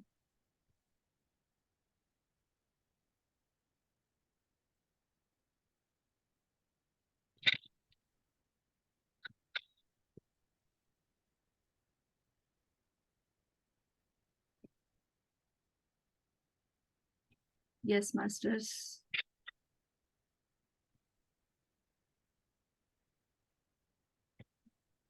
1:30 PM। मेरी आवाज आ रही है क्या? हाँ आ रही है मैम। यस। आज का इतना ही करेंगे स्वाध्याय। आप में से कोई कुछ कहना चाहता है तो कहे। मैडम मैं कहना चाहती हूँ कुछ। हाँ जी अलका जी। मैं ये कहती हूँ कि मतलब वैसे आप बहुत अच्छा, ये मतलब हमें पता लग रहा है उनका जीवन के बारे में। हमने थोड़ा थोड़ा पढ़ा हुआ है लेसन में, जैसे स्टडी के टाइम पे। पर ये भी ठीक है, पर मैं कहती हूँ कि इस ये जब ये जीवन चरित्र हमें लगे कि आपने कभी कंप्लीट हो गए हैं, ये वैसे कंप्लीट नहीं होते, दुनिया भर के हैं। पर मैं ये चाहती हूँ कि जैसे सिखिज्म का है, हम्म हमें अक्सर लोगों, मुझे तो नॉलेज नहीं है हर गुरु के बारे में, हमें तो सिर्फ गुरु नानक जी की स्टोरी का पता है कुछ कुछ। हम्म तो क्यों ना ऐसा करें कुछ टाइम के बाद, कि अगर अब जैसे हम ये 2 घंटे तो लगते ही हैं, तो उस हम्म। टाइम पे किसी एक गुरु जी के बारे में तो थोड़ा हमें बता दिया जाए। यस बिल्कुल, आप सब भी कोशिश करें, हम भी जितना ला पाएंगे जरूर। मैडम मेरे को तो बिल्कुल नॉलेज नहीं है, मैं तो सिर्फ गुरु नानक जी का लेसन स्टडी में पढ़ा हूँ, मुझे नॉलेज नहीं है। मुझे मैम इतना पता है कि 10 गुरु हैं, ये मतलब हमारी फैमिली में पता होगा, लेकिन मुझे नहीं नॉलेज। यस मैम मुझे शीश ऐसे गंज गुरुद्वारा हर गए, वहां का पता लग गया, बंगला साहिब का पता, ऐसे में है थोड़ा थोड़ा। नहीं, वो तो गुरुद्वारा की बात हो गई ना, बट हाँ हाँ हाँ। संतों के ज्ञान के बारे में हम तभी जान पाएंगे ना जब हम हम्म सब कोशिश करें। किसी हम्म। मतलब जैसे 10 पातशाहियां हुई तो 10 हाँ की जी हाँ 10 जी। पातशाहियों का कोई ऐसे ऐसे कितने ही संत हुए जिन्होंने धर्म का प्रचार करने के लिए हाँ जी अलग अलग तरीकों से भारतवर्ष की गरिमा को बनाया, हाँ है ना, जी। भारत के सनातन के धर्म को आगे ले हम्म। जाने का काम हाँ किया। जी। तो अब उसमें क्या है कि अगर सब मिलजुल के लाएंगे हाँ तो हाँ हाँ। ज्यादा अच्छे से कर पाएंगे, पर क्योंकि मैडम एक ये नॉलेज सबको तो नहीं होगी ना। सबको नहीं होगी। पर हाँ हाँ हाँ। हमें अगर अगर हम सोच लेते हैं कि मुझे इस संत पर, इस पातशाही पर, इस गुरु पर हम्म ज्ञान एकत्रित करना है, तो हम हम्म। यहाँ वहां पूछ कर सकते हैं, ऐसी बात नहीं है। हम कोशिश हम्म। करेंगे तो हमें एकत्र भी हो जाएगा। हाँ जी हाँ जी। गुरु की एनर्जी से जुड़कर अगर हम करने की कोशिश करेंगे तो हो जाएगा। हम्म। मतलब मेरी तो ये इच्छा थी, बाकी तो जैसा सभी चाहते हैं वैसे ही होगा। मतलब मेरे को ये था कि हमें भी कुछ उसके बारे में कुछ हमें नॉलेज तो हो ना पूरे तरीके से। यस बिल्कुल होनी चाहिए ताकि हम्म। हमें बाकी अपने, जैसा हाँ सब चाहेंगे वैसा ही होगा। पर मेरी इच्छा थी, मैंने आपको वही बताई है। यस बिल्कुल, हम ये करना तो है, हमने ये हम्म। कार्य जो शुरू किया हुआ है ज्ञान धारा हाँ का जी इसीलिए किया हुआ है ना। हाँ जी हाँ अब जी। टॉपिक भी सब जगह पर, और मैंने कल देखा कि 2-3 और जूम सेशन पे भी सब जगह संतों की ही जीवनियां चल रही हैं। अच्छा अच्छा। कल नजर गई मेरी। हम्म। तो कुछ भी हो रहा है वो हमारी प्लानिंग से नहीं हो रहा। हाँ जी हाँ वो जी। जो जो दूसरा मैडम मेरे मन एनर्जी, में ना, ये और भी ज्यादा इसलिए होगा कि गुरमीत मैम जब भी बताती हैं, तो उन्होंने स्टार्टिंग ही मेरे ख्याल ये ओम का उससे करी थी, एक ओमकार से। हम्म वो जो जपजी वो साहिब है, जो मतलब हमने थोड़ा अपने दादी मामी से सुना हुआ है, हमें तो नहीं पता। तो मतलब मेरा तब से और भी ज्यादा मन करता है, फिर पर मैं बोल नहीं पाई। आज मैंने कहा चलो आज कम मेंबर है तो आज बोल लेती हूँ। नहीं ठीक है, गुरमीत तो हम्म जितना ला पाएगी वो ले आएगी, कोई दिक्कत नहीं है। हम्म। पर 10 पातशाहियों के अलग अलग पूरे जीवन परिचय को लाना हाँ जी काफी हाँ जी। लेंथी हो जाएगा गुरमीत नहीं के नहीं लिए। मैडम, आप थोड़ा थोड़ा बताओ बेशक हमें, पर हमें कुछ तो पता हो। चलो थोड़ा बताओ करेंगे बेशक। कोशिश, हाँ फिर जी जैसे हाँ जी। जैसे आगे टाइम लगेगा वैसे वैसे करते रहेंगे। करेंगे कोशिश। हाँ जी, बाकी सबसे जी पूछ लो, ये तो मैं तो अपनी बात बताई है जो मेरे मन कोई में आया बात तो नहीं, हाँ जी। हाँ हाँ। मैंने मंजू को भी कहा है, मैं कि मंजू मेरा बहुत मन है कि मैं एक दिन बोल दूं, मेरे सब मेंबर्स होते थे, मैं बोल नहीं पाती ये लाइन है ना। नहीं मैम, आप फिर मैं सब तू घर गॉड चली जाए, तू घर बोलाइयो। गॉड ऑडियंस है हमारे लिए, आपका हर विचार हमारे लिए सम्माननीय है। और बस हम भी ये चाहते हैं कि सभी मास्टर मिलजुल के करें तो और हाँ भी जी इजी हाँ हो जी। जाएगा बस। हाँ जी। Thank you ma'am, thank you. Thank you. वैसे तो बहुत अच्छा लगता है, कोई भी ज्ञान हो किसी के बारे में भी हो। हम्म। पर मेरे को देखो मतलब एकदम हुई संतों को आंखों के कितना अवसर थी। कुछ अपने, उनके चरित्र पर भी कीचड़ उछाले, और सबसे ज्यादा चीजें जब हो जाती हैं जब अपने हम्म। ही लोग हाँ जी हाँ जी। भारतीयों ने भी उनके विरुद्ध होकर उनका मतलब उनके बारे में गलत बोलना शुरू हाँ किया। जी हाँ पर जी। चीजें वही है कि जिसके साथ स्वयं माँ है हम्म। है ना, जिसके हाँ साथ जी हाँ जी। स्वयं राम कृष्ण परमहंस हैं, बिल्कुल नारायण है, बिल्कुल। तो उसके साथ हम्म। और कुछ बुरा हो नहीं सकता, लोग मैडम चाहे कितने ही कोशिश हफ्ता एक करें। पहले मैं सिरसा गई सिस्टर के हम्म, घर। वो कहती दीदी एक गुरुद्वारा है। मैं कहती चुप हो जा, मुझे कुछ नहीं पता लगा। गुरुद्वारे में मत्था टेक के तो मैं आ जाती, मुझे समझ कुछ नहीं आती है। कहती अपनी हम्म, मम्मी से पूछा, मम्मी अब हमारी हो गई बुजुर्ग, वो हम्म, बताती है तो मुझे कुछ नहीं समझ आता उनका। हम्म। तो आप गुरुद्वारे में जाकर कहीं हाँ भी जी। जाओ, हमें मंदिर गुरुद्वारा जाने से मनाही नहीं की गई है। नहीं मैडम हम तो जाते हैं, हमें तो कोई वो नहीं है, कहीं हाँ, जाओ। वहां की एनर्जी के साथ कनेक्ट होकर वहां ध्यान करो। अच्छा। हाँ, वहां बैठ के हमेशा ध्यान करो, 5 मिनट, हम्म 10 मिनट, जितने भी मिनट आप लगा सकते हैं, हम्म वहां बैठ के ध्यान करें, ना कि माथा टेक कर आ जाए। बस ऐसे यही मैडम मेरी ध्यान। प्रॉब्लम भी आपको पता है कि मेरे लिए पॉसिबल हाँ, नहीं हो पाती ये चीजें ना। तो हाँ। तभी मैं, या तो मुझे कोई बुक बताओ कि मैं घर खुद ही स्टडीज को रीड करूं। किस बारे में? कोई ऐसे गुरु जितने भी अपने हुए हैं सिखिज्म में 10 गुरु, हाँ, भाई चलो मैं एक एक गुरु का बंदी पढ़ती रहूं तो कुछ तो मुझे भी ढंग से नॉलेज हो ना। बिल्कुल मैम, थोड़ा बहुत गुरमीत बता देगी आपको इसके बारे में, क्योंकि क्योंकि पंजाबी तो सिखिज्म मेरे के को बारे आती में नहीं है। हाँ मुझे भी जी। बहुत ज्यादा ज्ञान नहीं है, क्योंकि हमने भी बहुत ज्यादा यही जो इनके फेमस गुरु ग्रंथ साहिब के क्योट्स हैं हाँ वो जी। हाँ जरूर जी सुनते आए हैं हम बिल्कुल लोग। बिल्कुल। हाँ जी। हाँ पर हाँ हाँ। ऐसा नहीं है कि कोई हमें गहरा ज्ञान हो उसका। तो हेलो मैडम मैडम, ऐसे तो मैं नमस्ते। नमस्कार हेलो। वरुण जी। हाँ जी, हाँ जी हाँ जी सर। मैडम, मैं ये बोलना चाह रहा था कि ना यूट्यूब पे एक मूवी है नानक करके, ये देख सकते हैं उसको, बहुत अच्छी है, आप सब देखना। बहुत अच्छी मूवी है वो। जो और दलजीत गुरु की है, नानक, दलजीत दोसांझ की। नहीं उसमें एक्चुअली कोई भी अभिनय नहीं है नानक जी का, ना गुरु नानक देव जी का।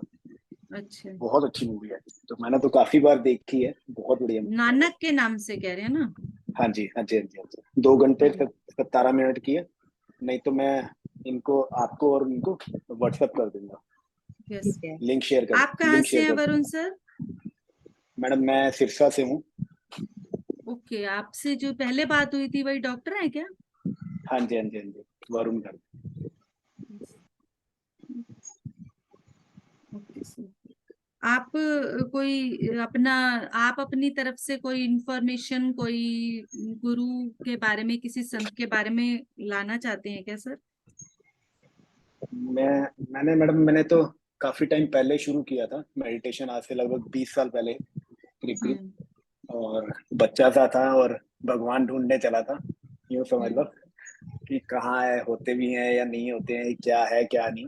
और हम्म, बॉडी लेवल पे काफी सारे एक्सपेरिमेंट किए कि हम्म, ये पावर होती क्या है, कैसे, क्या चीज है, आत्मा है क्या है, लोग आत्मा बोलते हैं, नेचुरल ह्यूमन पावर बोलते हैं, क्या चीज क्या है, इस पावर को हम्म, देखना चाहता था।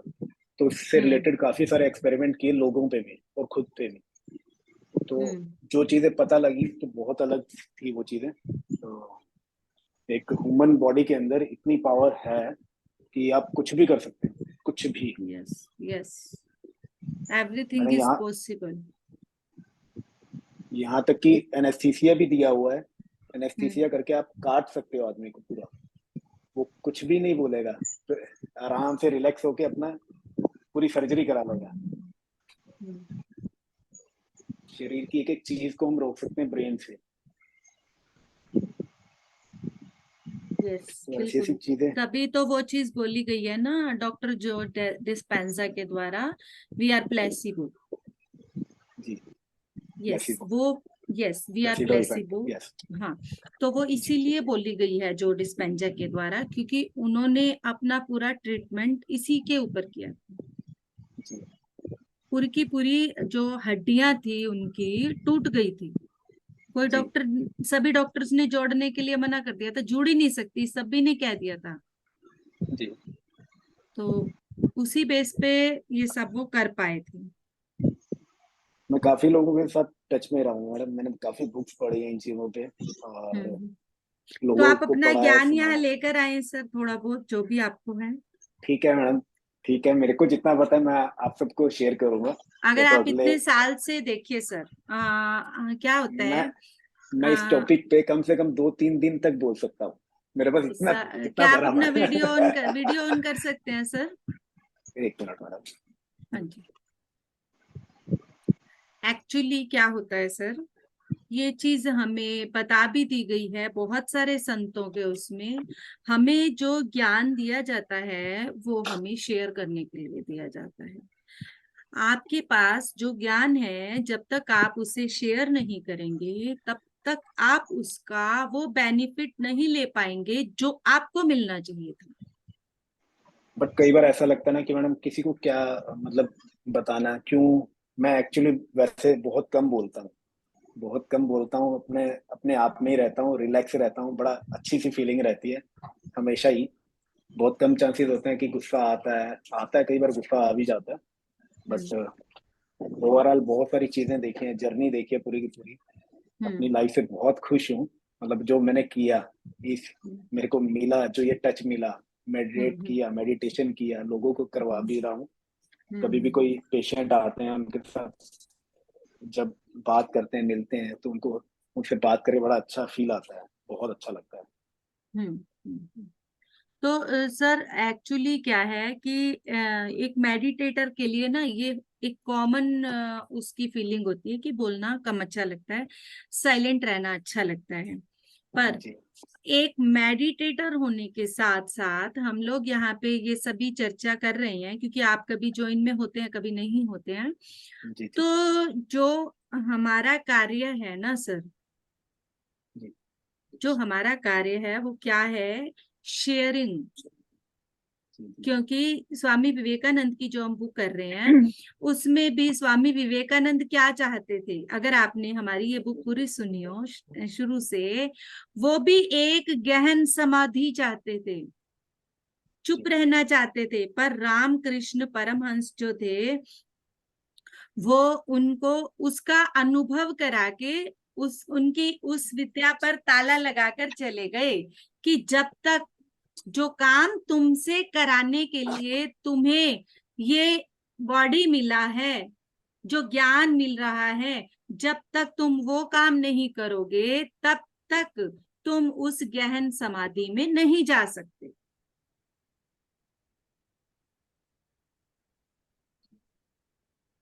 तो मैं ये कहना चाहती हूँ कि हमारे सबके हम एक आपको ये बात पता होगी कि हम सोल पर्पस के अकॉर्डिंग आते हैं, हम अपने अपने सोल के अकॉर्डिंग डिसीजंस लेके आते हैं कि मुझे इस जन्म में क्या करना है। अब आपको अगर मेडिकल का जो साइंस का जो ज्ञान दिया जा रहा है उसको आप पूरी तरह से लोगों के सामने रखें साइंस के तरीके से। जब आप अपने एक डॉक्टर के तरीके से उस चीज को समझाएंगे तो वो चीज लोगों पर एक अलग प्रभाव डालेगी। मैंने ना दीप्ति मैडम से भी बात किया था इस बारे में। मैंने उनको बोला कि कई बार क्या होता है ना कि किसी को करवाने लगते हैं ना, तो थोड़ा सा वो डर वाली फीलिंग आने लगती है उसके अंदर सामने से। और कई एक दो तीन बार तो मेरे को खुद को भी ऐसा गंदे वाला फीलिंग आया कि मतलब मैं उनको करवा रहा हूँ ना, तो मेरे को मेरा हाथ कांपना शुरू हो जाता है। मुझे मतलब अलग सी फीलिंग, एक नेगेटिव एनर्जी फील होती है उनके अंदर, ऐसा फील होता कई बार। तो तब करके ना मैं इन चीजों से थोड़ा दूर हट के रहने लग गया। क्योंकि फिर बाद में मुझे थोड़ा सा ये लगता कि पता नहीं शायद मेरे पे इम्पैक्ट डाल रही है वो चीजें क्या, या कुछ नेगेटिव एनर्जी उनके अंदर से निकल रही है, कुछ ऐसा। ये मैंने तब दीप्ति मैडम को आती है बोला। जब हम खुद की मैं में होते हैं। अगर हम इसको पूरी तरह से सरेंडर भाव से और अपने आसपास गुरु एनर्जी को, जब भी आप किसी को ध्यान सिखाएं, गुरु एनर्जी को कनेक्ट करें और स्वयं को सबसे पहले पूरी तरह से गुरु एनर्जी से प्रोटेक्ट समझते हुए उसके बाद किसी को ध्यान सिखाना शुरू करें, तो आपको इन लोगों ऐसी ने फीलिंग कभी नहीं आएगी। इन इन लोगों ने HTPP करके कुछ था, 21 दिन का था कि 14 दिन का था, JTTP। वो मैंने ज्वाइन किया था। उसमें मैंने जब मेडिटेशन किया था ना, उससे पहले फीलिंग्स आती थी, बॉडी बहुत ऐसी सी आती थी। बट इन लोगों के साथ में जब मैंने ज्वाइन किया ना, तो पत्री बाबा जी के साथ में और महाअवतार बाबा जी के साथ में ऐसा लगा कि वो साथ में है, तो करने लगे। तो फिर उसके बाद ऐसी कोई भी फीलिंग्स आई ही नहीं। यस आपका कहना आप बिल्कुल सही है। हाँ कुछ मैं वैसे ही तो दूर रहा इन लोगों से थोड़ा सा। हाँ तो तो आप दूरी ना बना के देखिए सर, क्या होता है कि हम अगर हमारे किसी शरीर में कोई भी बीमारी हो गई है, आप एक डॉक्टर हैं, इस चीज को समझ पाएंगे। तो ऐसा तो नहीं है कि हम उस शरीर को यूं के यूं छोड़ देंगे, उस अंग को यूं के यूं छोड़ देंगे कि मुझे यहाँ दर्द हो रहा है। हम उसका पेन दूर करने की कोशिश करेंगे कि किस तरीके से हम उसको हील कर सकते हैं। ठीक है, तो जो भी हमारे अंदर ऐसा कोई भाव आता है जो मुझे मेरे पर्पस से, ध्यान से, सेवा से दूर कर रहा है, उसका सॉल्यूशन निकालें कि वो मुझे कैसे उस चीज को सही करना है, ना कि उसे छोड़ दें।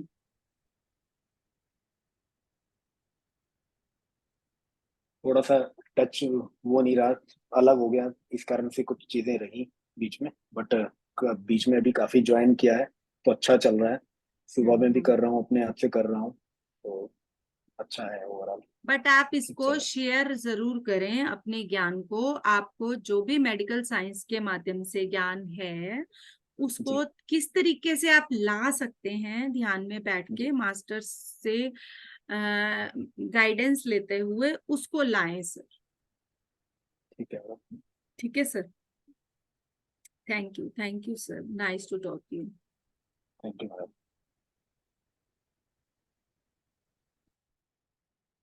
यस, अलका जी, बिमला जी, आप कुछ कहना चाहते हैं? नमस्कार डॉक्टर साहब। नमस्कार। मैं तो नमस्कार यही जी। सोच रही हूँ कि एक डॉक्टर होके भी आप वो कर रहे हैं, तो एक डॉक्टर के लिए तो और पॉसिबल हो जाता है, आसानी से कर पा रहे हो आप। तो आपको पेशेंट मिल रहे हैं और उनकी समस्याओं को हल करने के लिए अपने ध्यान का यूज करोगे तो आप। बहुत अच्छी चीज है जी। देखो, अभी मेडिकल साइंस इतनी इतनी आगे नहीं है कि इन चीजों को समझ पाए। काफी यस, समझ रही है, रिसर्च कर रही है, बट मैंने जितनी लोगों पे अप्लाई किया है ना, मतलब ऐसे रिजल्ट हैं कि आप सोच भी नहीं सकते हो, ऐसे रिजल्ट है। तो मेडिकल साइंस गोपाल भी नहीं कर कृष्ण की सकती। जो हम सुनते हैं पीएमसी में, तो वो इस चीज को बड़ा अच्छे से यूज कर रहे हैं, तो बड़ा खुशी होती है सुन के। ये यस, आपके लिए तो तीन आसान चार है, हम डॉक्टर हमारे हैं, लिए वो मुश्किल हो धीरेन सकती है। सरीन सर हैं, जीके सर हैं, और हाँ जी। रंजन सर हैं। अपने अपने तरीकों से, साइंस के तरीकों से बहुत अच्छे से चीजों को खुल के सबको बता रहे हैं। तो ऐसे ही आप भी अपने आप को सामने लाएं, और आपको ये चैनल हम देते हैं, मंच आपको हम देते हैं, आप अपने जी जी तरीके से लाएं इसको सर। ठीक है मैडम, यस, करते हैं थैंक यू। मिलके। यस जी विमला मैम।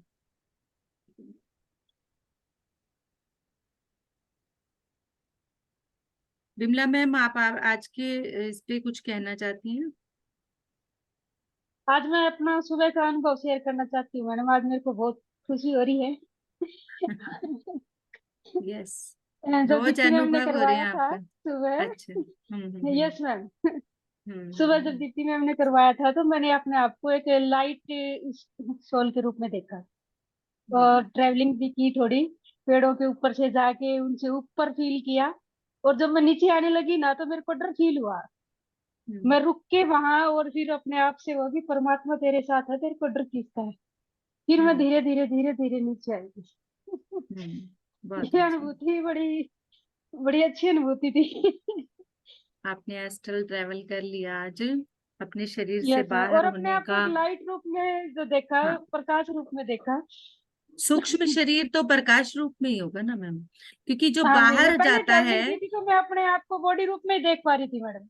हाँ नहीं, जो बाहर हमारा शरीर जाता है एस्ट्रली, वो सूक्ष्म शरीर ही जाता है।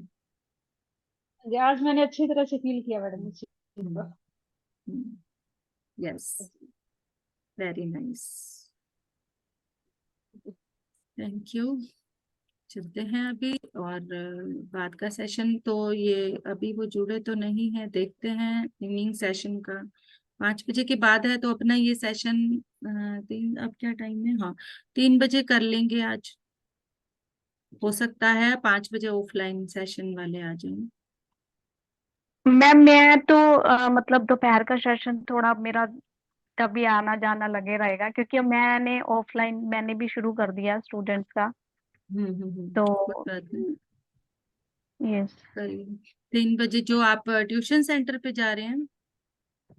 ट्यूशन सेंटर पे वहां पे भी जाती हूँ, लेकिन जो कॉलेज स्टूडेंट की मैं बात कर रही थी, तो वो मुझे टाइम नहीं मिल पा रहा था, क्योंकि दोनों सेशन होते हैं ना, तो मैं टाइम ही नहीं था। उसके बाद मेरे स्टूडेंट आ जाते हैं, तो मैं कर ही नहीं पा रही थी उनका, मैंने अभी तक शुरू नहीं करा था।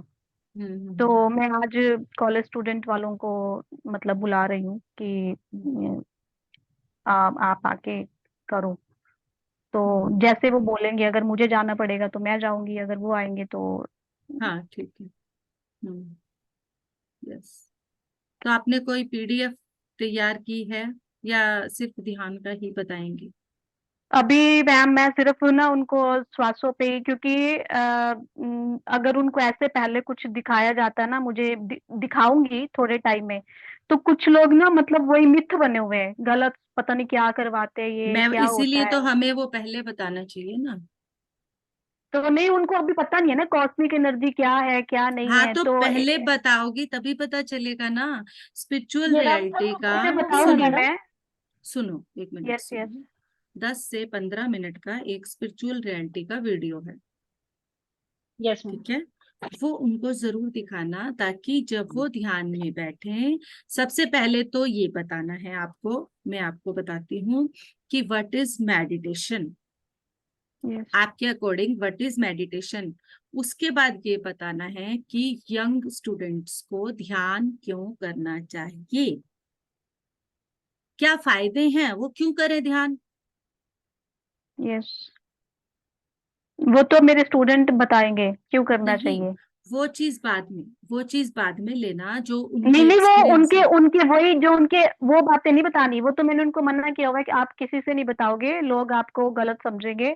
आपको सिर्फ अपने मेमोरी पावर शार्प होती है, और आपकी जो हेल्थ इशू क्योर होते हैं वो अब आपको बताना है। सुनो सुनो, यंग पर्सन ज्यादा क्वेश्चनियर माइंड में होता है, लॉजिक माइंड में होता है। बच्चे की बजाय जो एक यूथ होता है वो ज्यादा लॉजिकल होता है, समझो इस चीज को। तो उनको तुम कैसे लोगी, पता है तुम्हें? उनको शुरुआत में सबसे पहले ये बताना है, क्योंकि यंग पर्सन के जो मेन टारगेट होते हैं, या अगर वो स्टडी कर रहा है तो स्टडी में अच्छे मार्क्स लेना, ठीक है? पर मान लो कुछ स्टूडेंट ऐसे होते हैं जिसे एक बार पढ़ के उन्हें कुछ समझ नहीं आता, वो कैसे हैं, पहले उनसे बात करना, डायरेक्ट आते ही उनको मेडिटेशन का मत बताने लगना। आप क्या करते हो, कैसे करते हो, आपका स्टडी कैसा जा मैम रहा मैंने है। बुलाया ही उनको लालच देके, मैं उनको स्पोकन करवाने वाली हूँ। तो हम्म, मेडिटेशन तो मैं जस्ट बाद में, एक उनको फील भी नहीं होगा कि हम यहाँ क्यों मेडिटेशन के लिए आए हैं। मैंने अपनी ये करी हुई है प्लान, मैंने उनको स्पोकन बोल के ही बुलाया है, मैंने मेडिटेशन बोला ही नहीं है कि मैं आपको स्पोकन बताऊंगी और फ्री में बताऊंगी। उसके बाद उसके बाद तुम्हें सेकंड फर्स्ट टॉपिक तो उनके कैरियर से रिलेटेड हो जाएगा, कि वो, यस देखो, एक यूथ के लिए सबसे बड़ा कंफ्यूजन होता है, अपने कैरियर को चुनने के लिए कंफ्यूजन होते हैं उनके माइंड में, कि वो कैरियर में किस तरफ जाएं, हाँ जी। ठीक है?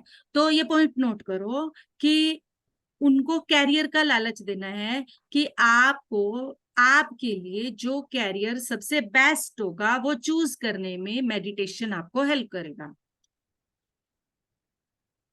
Yes second point, yes second point है रिलेशनशिप्स। इस एज में आकर रिलेशनशिप इश्यूज सबसे ज्यादा होते हैं, माँ बाप के साथ, बहन भाइयों के साथ, फ्रेंड्स के साथ, एंड अपने गर्लफ्रेंड बॉयफ्रेंड वगैरह के साथ, ठीक है?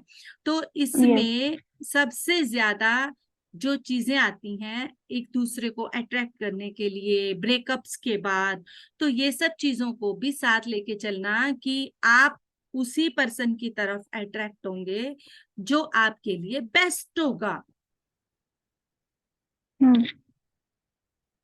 यस ये पॉइंट नोट करो।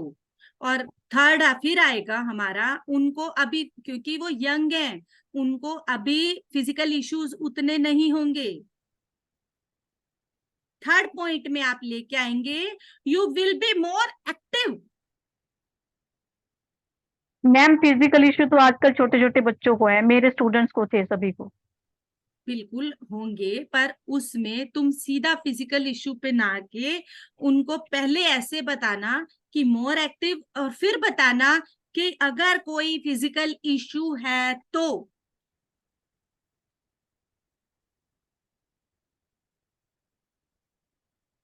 वो अगला पॉइंट आ जाएगा, उसका एक स्टेप आ जाएगा। यस और स्पिरिचुअल रियलिटी का वीडियो जरूर दिखाना, ताकि उन्हें ये पता चले कि एक्चुअली उनको ये करके नहीं कराना कि ये एक धर्म से संबंधित है, ये एक स्पिरिचुअल साइंस है। How meditation work with science to us, ये चीज बताना।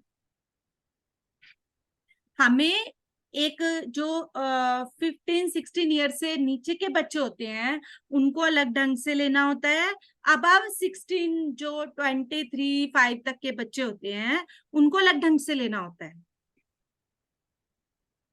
सेम मेथड जो तुम्हारे पास अभी तक 3 बच्चे 4 बच्चों को तुम करवा रही हो, वो जो बच्चे हैं वो छोटे बच्चे हैं।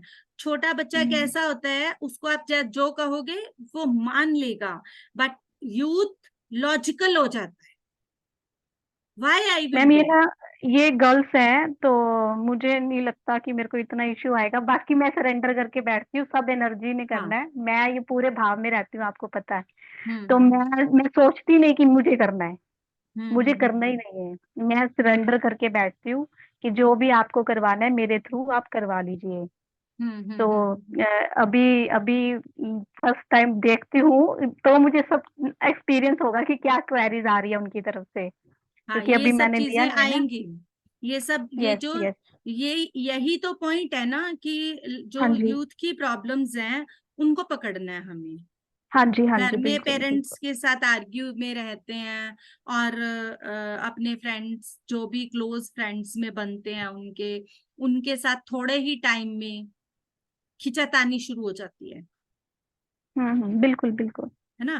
तो ये सब यस चीजें बताते हुए चलना है हमें, ठीक है। यस यस, और थैंक मैं यू तो मैम, ये थैंक यू। सजेशन दूंगी कि तुम इसके ऊपर एक छोटी छोटी प्रेजेंटेशन बनाओ, वो वो अट्रैक्टिव होगी। मैम मैं बनाऊंगी मैम, लेकिन अभी थोड़ा सा कुछ मतलब टाइम लगेगा, क्योंकि अभी स्टार्टिंग करी है मैंने। अभी देखती हूँ अभी मुझे रिस्पॉन्स क्या आता है। फिर कुछ और मैं मेरे मन में चल रहा है कुछ प्लानिंग। तो अभी स्टार्टिंग है ना, तो मैं पहले रिस्पॉन्स देखना चाहती हूँ, मुझे रिस्पॉन्स क्या आता है। ठीक ठीक है, ठीक। Okay, thank you ma'am, thank you. Thank you all of you, thank you so much. बिना